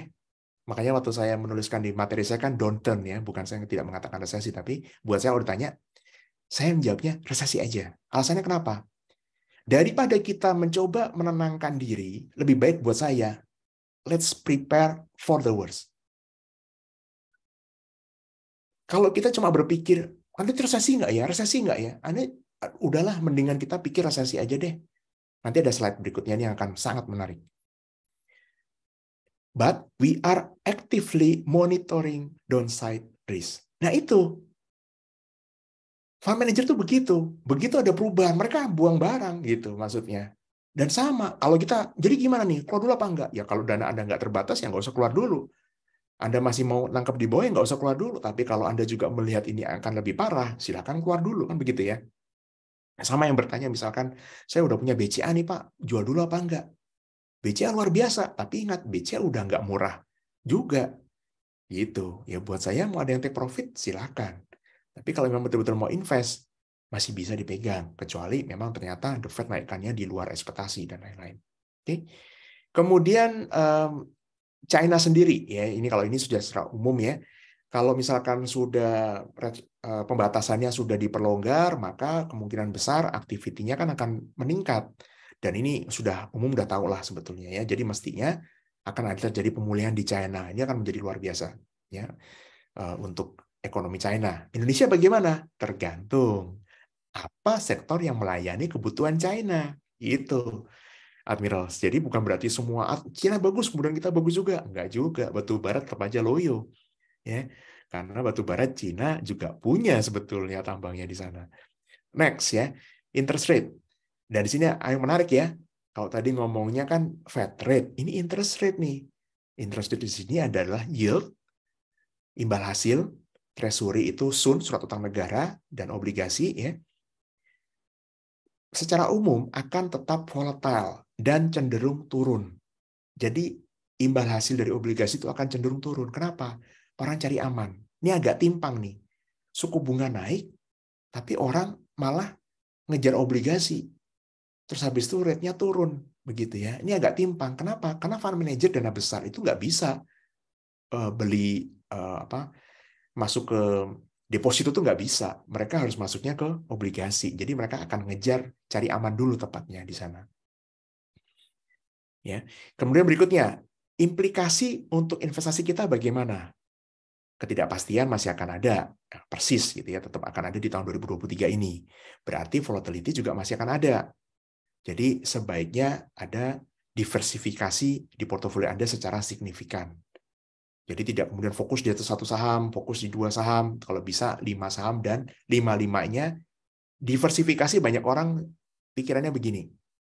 Diversifikasi adalah untuk supaya saham kalau misalkan satu turun, satunya naik. Jawabannya bukan. Diversifikasi itu adalah untuk supaya kita punya beberapa saham yang satunya naik dan satunya naik lebih tinggi lagi. Itu definisi saya soal diversifikasi. Bukan satunya turun, satunya naik. Bukan. Salah besar kalau itu. Next-nya bagaimana? Ya, nanti mungkin di kelas-kelas berikutnya ya. Kemudian secara umum harga aset-aset ya di tahun 2022 itu banyak yang sudah turun secara drastis. Jadi artinya valuasi di awal tahun 2023 itu ini sebetulnya relatively atraktif. Apalagi untuk yang di luar market Amerika, salah satunya Indonesia. Tetapi karena yang kemarin Indonesia cukup resilient marketnya, maka jangan heran kalau yang naiknya banyak di China. Kenapa? Karena uang selalu mencari yang murah. Gitu. Jadi jangan heran, kok China naik, kita nggak naik? Ya karena kemarin China dibanting. Kita harus bertanya balik. Kemarin waktu China dibanting, kok kita nggak dibanting? Kan gitu ya, harusnya kan bertanya begitu. Karena kita kuat ekonominya. Sekarang China naik, ya karena memang udah waktunya. Semua ada siklusnya. Oke? Nah, ini yang saya suka. Volatility di tahun 2023 malah akan membuat banyak opportunity, kesempatan, mendapatkan valuasi-valuasi yang lebih murah malah. Buat mereka yang siap, buat kita-kita yang siap. Sebagaimana masa-masa resesi di masa lalu, ya, banyak level atau tingginya level pesimis dari investor. Mereka pada panik, mereka pada buang, dan disitulah tepatnya kita mulai cicil beli. Buat new investment. Jadi buat saya, definisi saya itu ada buyback, ada fight back, kemudian ada new buy. New buy itu berarti ya kita harus cari yang betul-betul memang cakep gitu. Bukan buyback kita udah jual di atas, beli lagi di bawah. Kalau Anda betul-betul mau menempatkan posisi Anda di yang mendapatkan profit yang luar biasa, makanya kenapa saya katakan materi hari ini menjadi materi penting. Bukan nanti, tahun 2024, kemudian membawakan materi ini. Mestinya tahun 2023 begini ya, melakukan ini ya. Enggak, kita sudah mengantisipasi apa yang akan terjadi. Kita tidak berharap itu terjadi tepatnya. Makanya saya mengatakan saya nggak mau prediksi. Tapi bila itu terjadi, saya harap materi hari ini sudah mempersiapkan Anda sebagai peserta dengan mentalitas terutama dan dana yang lebih solid dan kuat.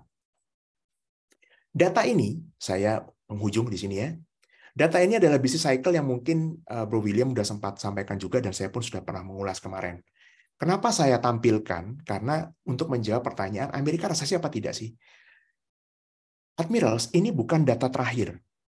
Ini bukan data tahun 2023. Kalau bisa dilihat, itu malah data tahun 2020 Februari. Sebelum pandemi dimulai. Atau tepatnya sebelum dinyatakan pandemi. COVID-nya udah ada tuh, akhir 2019. COVID-nya pecah di Januari, Februari di China 2020. Tetapi data ini itu sudah merecap dari akhir tahun 2019 untuk disampaikan di Februari 2020. Jadi tanpa COVID sekalipun, US, yang saya ambil yang kanan ya, Meksiko, India, terutama Meksiko sama India, Dan China-nya, khususnya China sendiri, itu sudah dalam area contraction, resesi sebetulnya. Yang UK, yang US, itu sudah masuk di level lead. Jadi kalau ada yang menanyakan ke saya, tapi ini kan pertumbuhan dan lain-lain, enggak. Otak kita, lebih baik kita mengatakan diri resesi.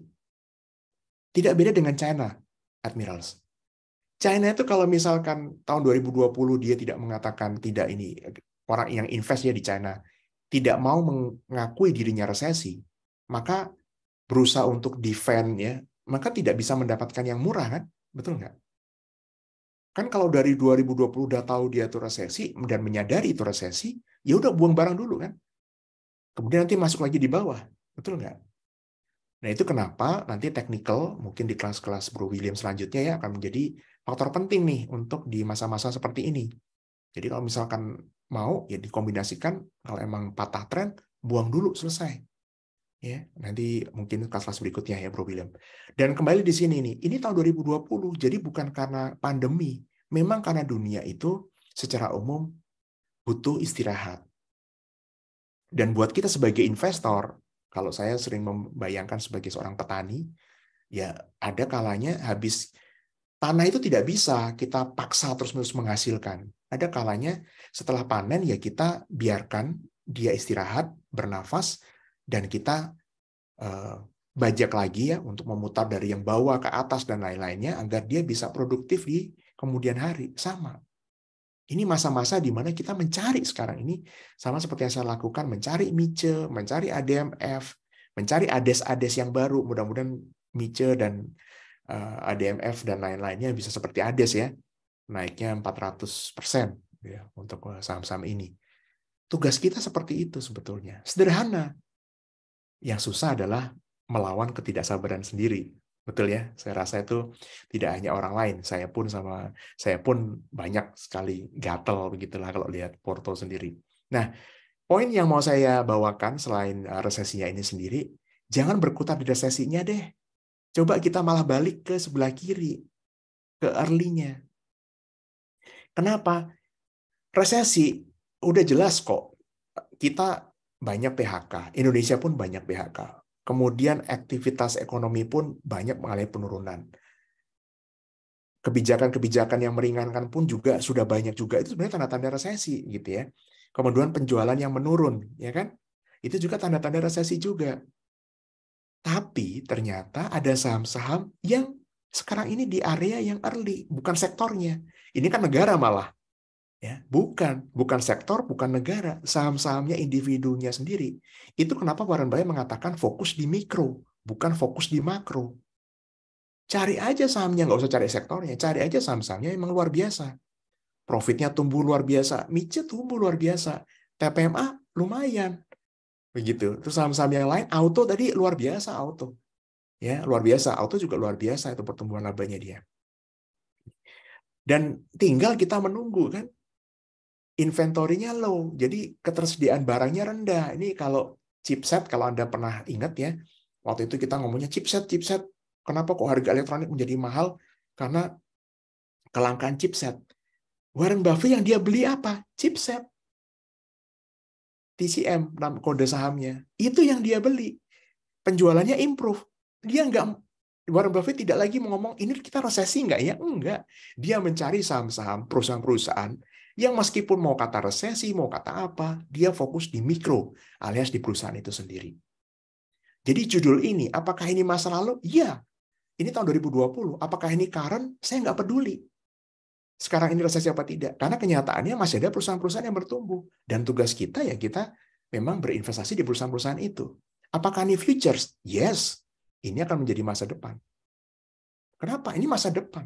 Akan ada terjadi resesi-resesi berikutnya. Nggak usah khawatir.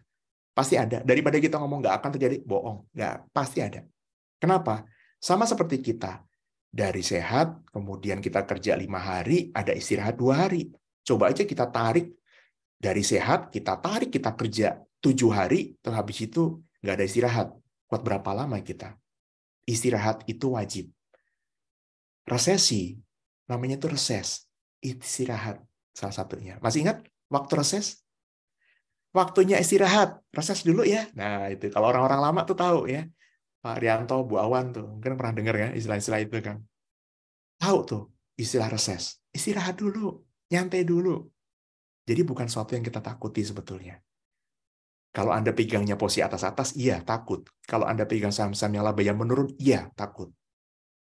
Saya takut untuk itu. Tapi kalau Anda pegang yang labanya ternyata naik, Anda tidak perlu takut. Asal Anda betul-betul investor sejati. Oke?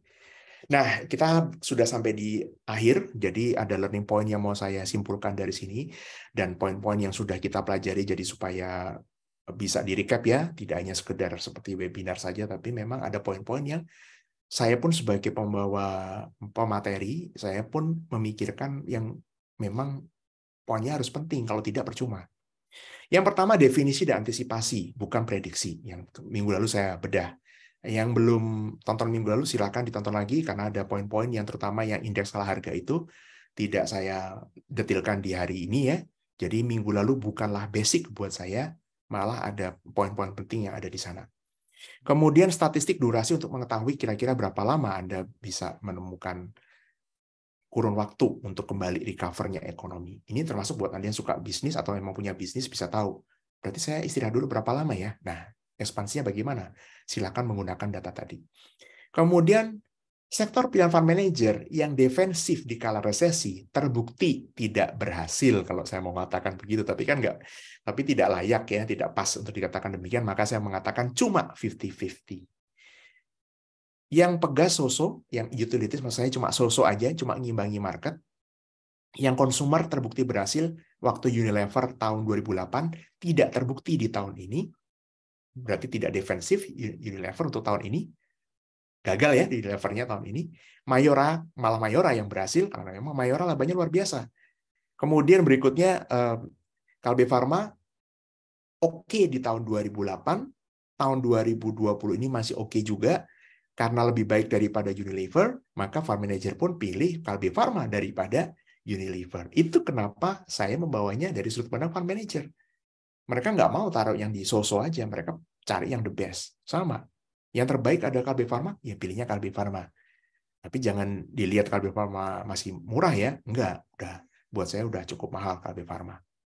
Lalu yang saya garis bawahi berikutnya adalah aset. Lalu bagaimana?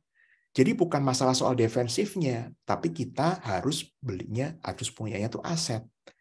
Tapi tidak sekedar aset, karena kalau Anda intangible aset, pernah nggak? Ingat nggak waktu itu pemerintah mengatakan konten itu bisa kita jadikan aset untuk dinilai sebagai pinjaman untuk beli KPR, beli rumah. Saya bilang konyol. Itu bukan aset, mohon maaf. Itu keahlian dia, memang aset, tapi kita tidak bisa pegang. Nanti akan saya tutup dengan satu mindset yang belum pernah saya bawakan sebelumnya. Ya, aset ini harus betul-betul bisa dipegang. Fisik ini benar-benar tidak bisa. Tidak. Jadi kalau ada yang mengatakan Bitcoin dan lain-lain, saya tidak percaya. Saya termasuk orang yang tidak percaya. Saya percaya cryptocurrency akan bertahan, tapi cryptocurrency yang baru, bukan yang Bitcoin sekarang. Saya bisa salah, tapi saya lebih baik saya state my view ya. Itu karena saya juga nge-short juga Bitcoin dari 56.000. Belum saya close sampai sekarang. Kemudian pembuktian dengan ini, saya membuktikan, kita lihat di tahun 2008 seperti apa. Saya tunjukkan data-datanya tadi hari ini, ya, bagian dari fundamental laporan keuangan, bukan sepenuhnya fundamental. Nanti ikutin kelas selanjutnya dari Bro William untuk kelas fundamental. Nah, berikutnya adalah setelah kita tahu dengan tahun 2008, uji pengetahuan baru ini di tahun 2022-2023, dan itu sudah terbukti tadi. Unilever saya udah bisa skip, saya nggak mau. Dan terbukti, benar. Gitu. Kemudian saham-saham yang Telkom saya juga nggak mau untuk di resesi ini. Kenapa? Untuk trading oke, tapi untuk invest saya nggak mau. Kenapa? Ya karena emang labanya dia nggak pernah bagus. Sejak 2008 pun nggak bagus-bagus, sosok aja. Di luar soal Goto. Ya. Kemudian Kalbe Pharma masih oke. Nah, salah satu yang defensif yang terbukti berhasil untuk Kalbe Pharma. Berikutnya yang terakhir Pegas. Ya Pegas oke, malah tahun ini dibandingkan tahun 2008 Pegas lebih oke di tahun sekarang labanya dia, ya. Jadi yang harus diingat bukan sektornya, tetapi sahamnya, dan selalu ada pemenang di setiap siklus ekonomi. Yang penting bagi kita, yang utama, yaitu kita sebagai investor mencari dan mengakuisisi, membeli saham, dalam tanda kutip aslinya adalah membeli aset. Kalau kita membeli saham karena kita beli asetnya, membelilah saham-saham yang asetnya terus bertumbuh, ya, dan memberikan hasil secara tinggi yield-nya. Oke. Nah, ini ada kutipan. Jadi, kalau fund manager mengatakan, cari sektor yang defensif ketika di masa resesi, jawabannya, the best defense is attack. Attack itu artinya bukan kita agresif membeli, tapi bukan sektor yang defensif, malah sektor atau tepatnya sahamnya, itu saham-saham yang betul-betul outperform. Saham-saham yang luar biasa, bukan yang so-so saja. Ini dari katanya ya, ini dari Itali punya quotes, benar apa enggaknya saya nggak tahu. Kutipan dari saya yang saya ambil di tahun 2023 ini adalah ini. Aset dan laba adalah sama seperti badan dan jiwa. Aset tanpa laba sia-sia, tidak bisa menghasilkan apapun. Badan dan jiwa berarti tidak ada jiwa, berarti Anda udah tidak bisa bertumbuh lagi. Hanya badan saja tidak bisa bertumbuh. Hanya jiwa saja, badannya udah nggak ada. Ya berarti sudah masuk ke transcendental dan lain-lain. Ini mindset buat saya adalah ketika kita membeli aset, ada fisik, itu ada badannya. Kalau kita mau lihat. Kalaupun sampai, mohon maaf ya, orang tersebut meninggal, masih ada badan, nah ini cukup ekstrim, yang bisa kita lakukan sesuatu dengan badan tersebut. Bahkan sebagai pupuk sekalipun bisa menyuburkan tanah. Tapi tanpa jiwa, tanpa ada laba, kita tidaklah hidup. Jadi, aset dan laba adalah badan dan jiwa. Yang terakhir tentu saja ada dividen. Nah, kalau dividen adalah titik-titik. Kita akan lanjutkan mungkin di kelas-kelas berikutnya. Bro William, saya kembalikan ke Anda. Terima kasih semua.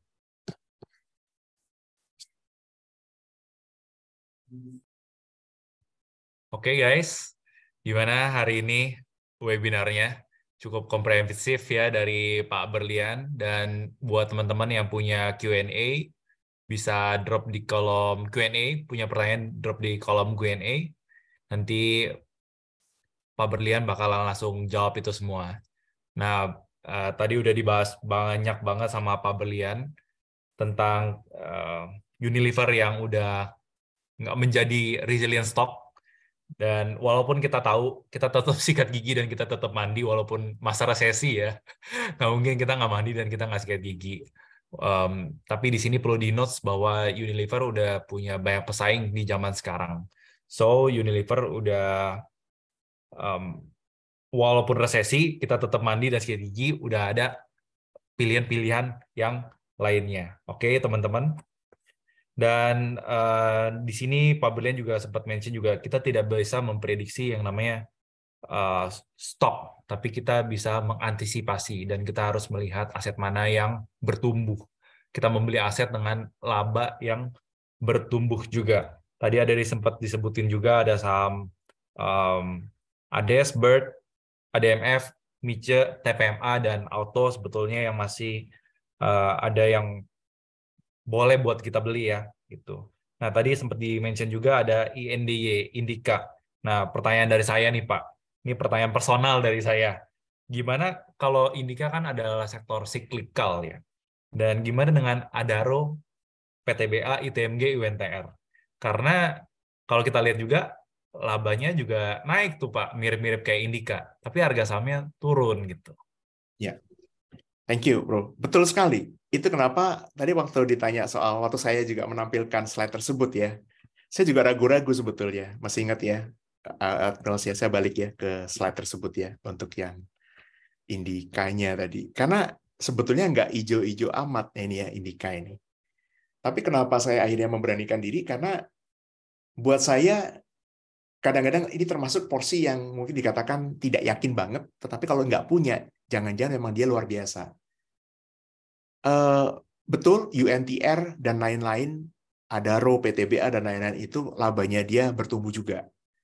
Tetapi kenapa saya lebih pilihnya Indica ini? Karena yang pertama adalah si PTBA secara khusus ya. Kalau PTBA saya coret. Kalau misalkan ditanya UNTR, kemudian kalau mau diurutkan tepatnya Bro William, maka urutan saya itu pertama adalah di Indica, kemudian urutan kedua adalah di Adaro, kemudian ketiga adalah di UNTR, baru misalkan yang terakhir itu di ITMG bahkan dan si ini dan PTBA. Alasannya kenapa?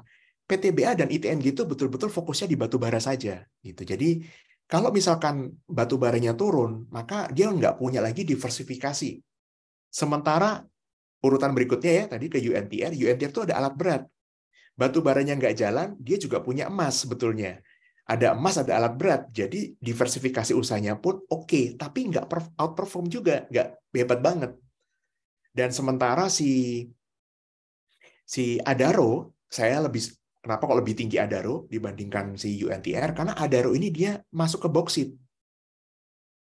Dan kalau dia masuk ke boksit, itu adalah cerita katanya habis nikel, mestinya boksit tuh.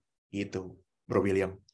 Jadi dengan konteks ini, meskipun ada sama-sama batu baranya, tetapi karena si Indica sendiri sudah banyak berubah, ada emas, kemudian ada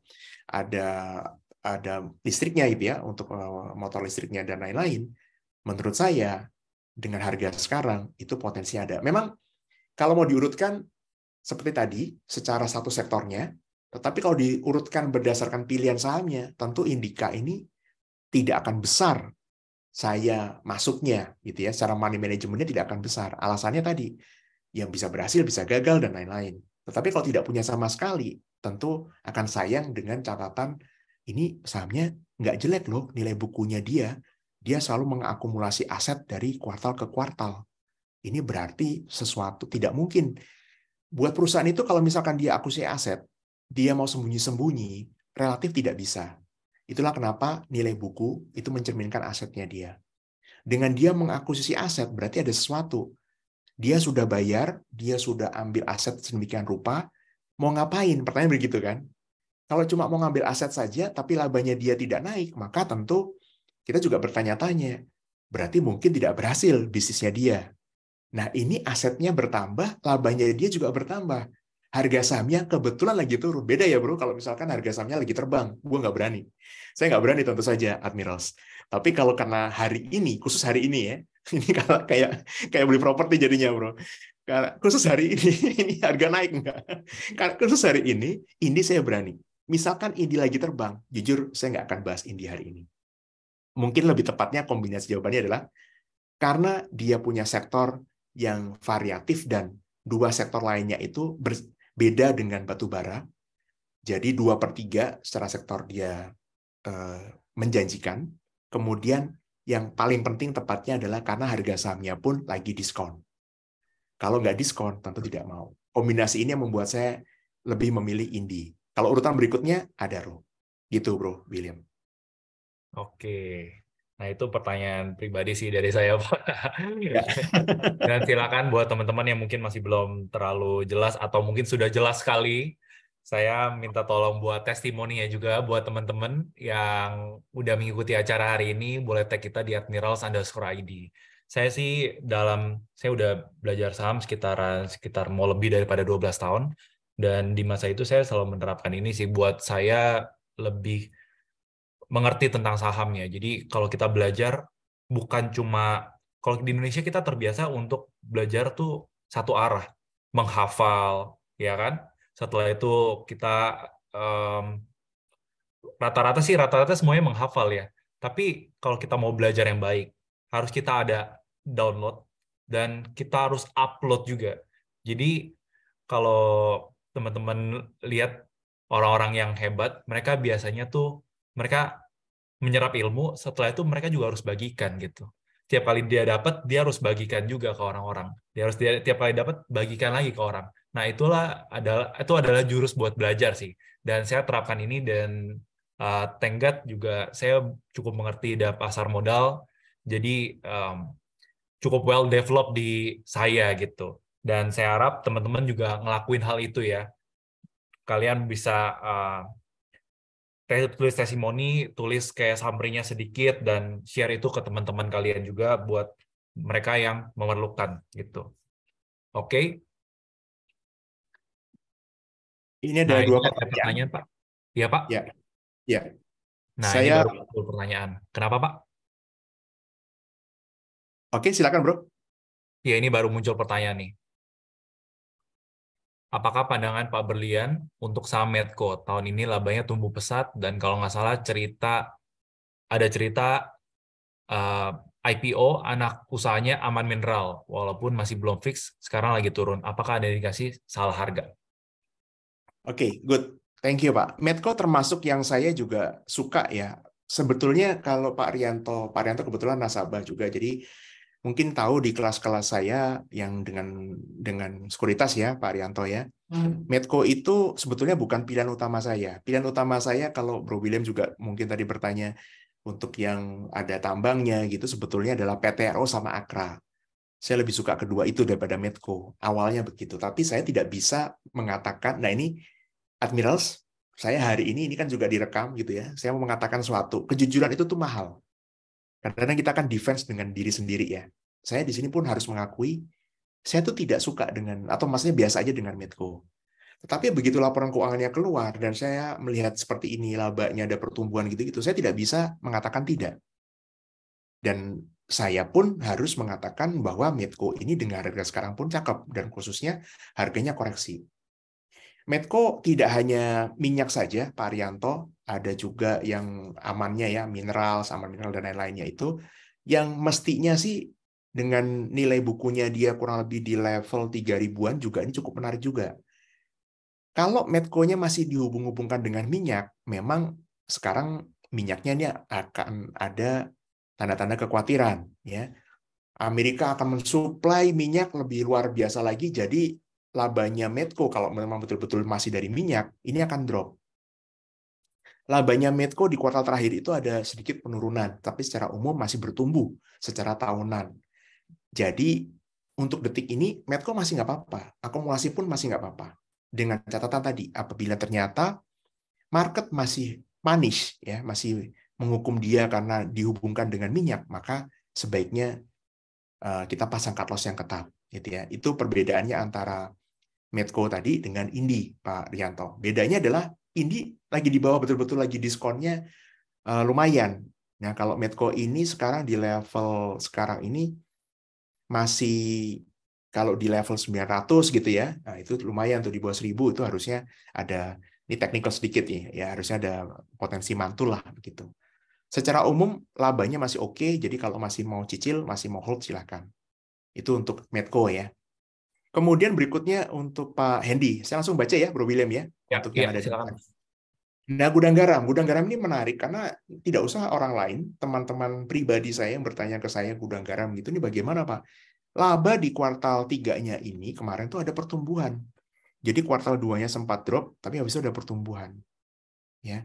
Apakah yang bagus ke depannya atau kenaikannya hanya saat untuk trading? Jawabannya adalah kenaikan sekarang ini menurut saya bahkan masih murah sebetulnya gudang garam. Tetapi kita tahu si gudang garam ini dari sisi ini mungkin yang di luar konteks kita hari ini ya, yaitu adalah fund manager yang melihat gudang garam dia masuk ke bisnis konstruksi, misalkan bangun bandara begitu, mungkin akan merasa ini duitnya dia kayak dibuang keluar dong, jadi kurang oke nih. Ada yang mungkin kurang suka dan tidak prefer untuk ke gudang garamnya jadinya.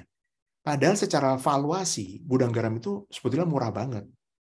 Tidak di harga sekarang ya, ketika di harga di bawah nilai bukunya, saya tuh sempat terakhir membahas gudang garam itu hari Jumat berapa minggu yang lalu, waktu itu belum terbang, masih di level belasan ribu.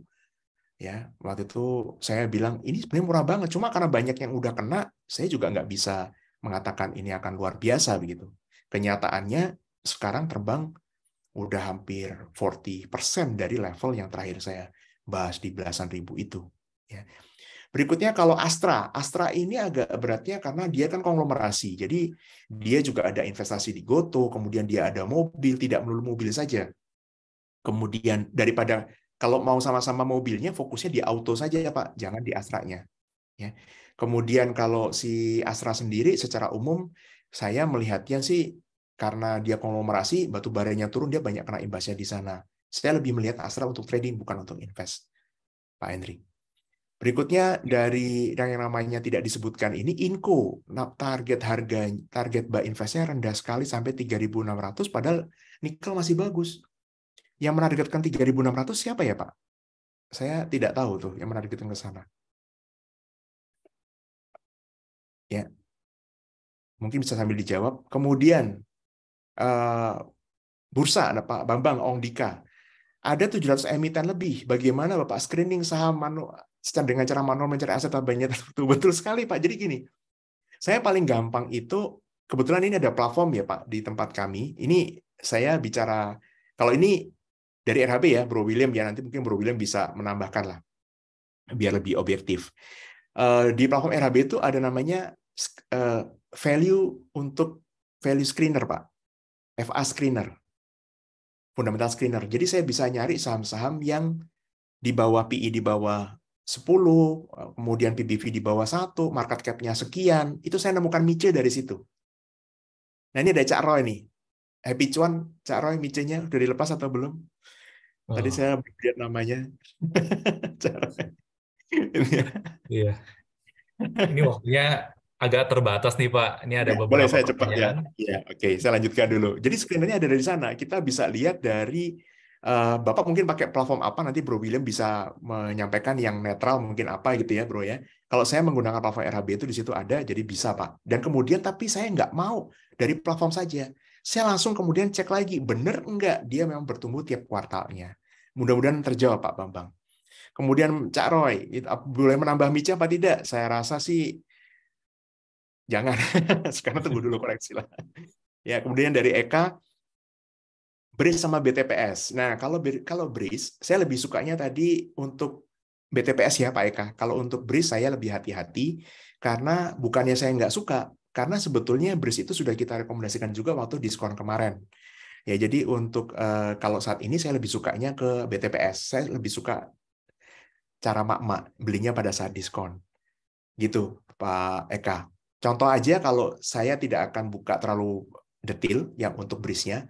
BRIS itu nilai bukunya di 670. Harga sekarang di 1.700, maka PBV-nya dia sudah 2 kali lebih, hampir 3 kali. Ya, tempatnya hampir 3 kali. Sementara BTPS nilai bukunya dia 1.000-an. Harga sahamnya di 2.400, 2.300. Berarti PBV-nya dia itu adalah 2 kalian. Untuk perbankan, PBV 2 kali itu patokan standar. Bukan dianggap murah, tapi kalau di bawah itu murah. Ya. Kalau kemudian dianggap murah tapi labanya nggak naik, sia-sia. Labanya harus naik seperti materi hari ini. Jadi happy cuan untuk BRIS-nya, dan kalau menurut saya, silakan mulai akumulasi ke BTPS-nya. Mudah-mudahan menjawab semua pertanyaan yang ada. Oke. Sudah semua? Sudah semua pertanyaannya. Kalau dari pertanyaan kita mungkin, udah tutup. Ya. Tutup ya. Oke. Tadi mungkin bisa ditambahkan dari Bro William untuk screenernya atau cara mencarinya, mungkin ada masukan? Oke, dari beberapa platform yang pada umumnya dan platform sekuritas, basically semua bisa melakukan screening itu ya. Tinggal kita habis kita screening, betul kata Pak Berlian, kita langsung lihat itu secara manual lagi gitu. Oke, di sini saya share sedikit ya Pak ya, sebagai closing ya.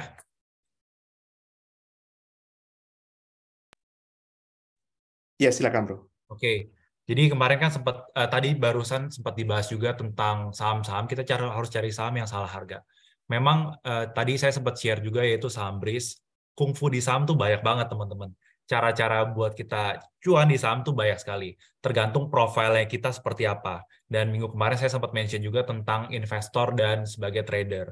Kita sebagai investor atau trader sih, dan ada momentum apa yang bagus kita menjadi trader, momentum apa yang kita langsung buat invest aja. Nah, itu kungfunya berbeda-beda, teman-teman. Jadi, di minggu depan kita bakalan belajar satu kungfu, yaitu mencari profit di saham yang salah harga, gitu. Dan seperti yang saya mention juga, dari kemarin saya melihat bahwa baik buat kita, kalau kita tuh bukan hanya mendownload, tapi juga kita mengupload. Karena itu, di sesi berikutnya, kita bakalan ada fee, supaya teman-teman sama mengerti juga bahwa ilmu-ilmu ini sebetulnya ilmu yang kalian harus serap dan kalian harus bagikan juga gitu, dan kalian harus memberikan sebuah summary-nya juga buat kalian, buat baik buat kalian juga gitu. Oke, teman-teman, jadi kita bakal belajar sedikit tentang mencari profit di saham yang salah harga. Kita bakal membahas apa itu saham yang salah harga dan rasio apa aja yang dipakai. Udah segelintir sedikit dibagikan sama Pak Berlian, tapi kita bakalan lebih in-depth lagi mencari saham yang salah harga. Karena kalau kita salah, kita bukan mencari saham yang value investing, tapi malah value trap, teman-teman. Dan apa aja saham, syarat-syarat saham yang boleh menjadi saham yang masuk kategori saham salah harga. Dan gini, semua style punya kelebihan dan pasti punya kekurangannya masing-masing. Oke, jadi nggak melulu style yang ini cocok di satu orang, dan nggak melulu style yang trading nggak cocok di orang tersebut juga gitu. So, teman-teman, di sini saya bakal ngebahas lebih in-depth lagi apa aja sih kekurangan-kekurangan saham yang salah harga. Dengan style saham yang salah harga, kalau kalian nggak cocok dan kalian nggak bisa berani hold, sebetulnya saham salah harga bukan strategi yang mungkin mirip-mirip buat profilnya kalian gitu. Tapi di sini saya bakal membagikan lebih detail tentang apa aja sih saham yang salah harga, dan lebih detailnya lagi di acara minggu depan ya, teman-teman. Teman-teman bisa klik, nanti saya bakal bagikan linknya juga. Nah, ini contohnya aja. Kira-kira saham yang salah harga kayak gimana. Ini saya menemukan waktu BTN di tahun 2016-2017 di sini. Waktu itu book value-nya tuh naik terus. Dan sebetulnya harga sahamnya masih belum naik terlalu tinggi ya, teman-teman. Jadi agak delay juga untuk saham BTN ini. Dia baru naik sekitaran di tahun 2017, baru naiknya serius. Waktu book value-nya udah mulai meningkat dan labanya juga mulai meningkat, dan alhasil lihat ya teman-teman, garis yang ini adalah yang saya tunjukkan ini, yang ada gap ini yang sedang di atas adalah book value-nya, sedangkan yang di bawahnya ini yang seperti detak jantung ini adalah harganya, teman-teman. So, kita harus mencari saham-saham yang ada gap seperti ini. Ini salah satu cara aja ya, teman-teman ya. Dan ada beberapa syarat lagi yang perlu kita penuhi sebagai kriteria saham yang salah harga. Karena kalau enggak, bukan jadi saham, bukan jadi value investing, malah jadi value trap. Seperti yang tadi Pak Berlian juga sempat mention, badan tanpa jiwa bukan jadi manusia yang hidup gitu. So, aset tanpa laba yang bertumbuh, aset yang bagus, book value yang murah. Kalau teman-teman lihat di sini, book value-nya BTN juga murah banget ya, teman-teman. Tapi apakah layak buat kita beli? Apakah layak buat jadi saham value investing? Nanti kita bakalan ulas lebih dalam lagi. Oke. Di sini saya juga punya slogan, yaitu do less dan achieve more. Setiap kali kita trading saham, tadi Pak Berlian juga sempat mention, kita nggak kerja terus dari Senin sampai Jumat, tapi kita nggak ada restnya. Di saham kita harus ada restnya. Restnya adalah seperti kita baca buku, kita mengulang lagi materi-materi yang ada. Itu adalah restnya di saham. Dan ini saya lakukan terus-menerus secara konsisten dari Senin sampai Jumat. Saya melihat saham. Di hari Sabtu atau di hari Minggunya, saya membagikan materi dan saya juga belajar dari buku-buku yang penting menurut saya. Karena di saham, prinsipnya bukan orang yang rajin dalam arti trading bak-back-bok gitu ya, gedebak-gedebuk, yang bakalan profit paling tinggi, teman-teman. Bahkan dapat profit yang menarik, tapi orang-orang yang tepat beli sahamnya, dan karena itulah saya bisa menamainya do less. Kita belinya sekali, dan mungkin kita nggak gedebak-gedebuk trading di saham, tapi kita bisa achieve more. Dengan cara kita harus ada waktu kita bekerja, dan kalau teman-teman percaya, ibaratnya ada orang waktunya puasa. Dan di saham juga kita harus ada waktunya kita puasa, Dan waktu kita puasa itu kita refleksi diri, kita baca lagi buku-buku, kita ikutin lagi kayak acara-acara webinar dan materi-materi yang buat mengulang materi yang udah pernah kita mengerti. Tujuannya supaya di waktu kita bertandingnya dengan efektif gitu. Jadi kalau teman-teman lihat pesepak bola yang jago juga, mereka tuh bukan tiap hari tandingnya seminggu sekali, tapi latihannya dari Senin sampai Jumat. Jadi itulah sebetulnya yang saya lakukan juga di saham.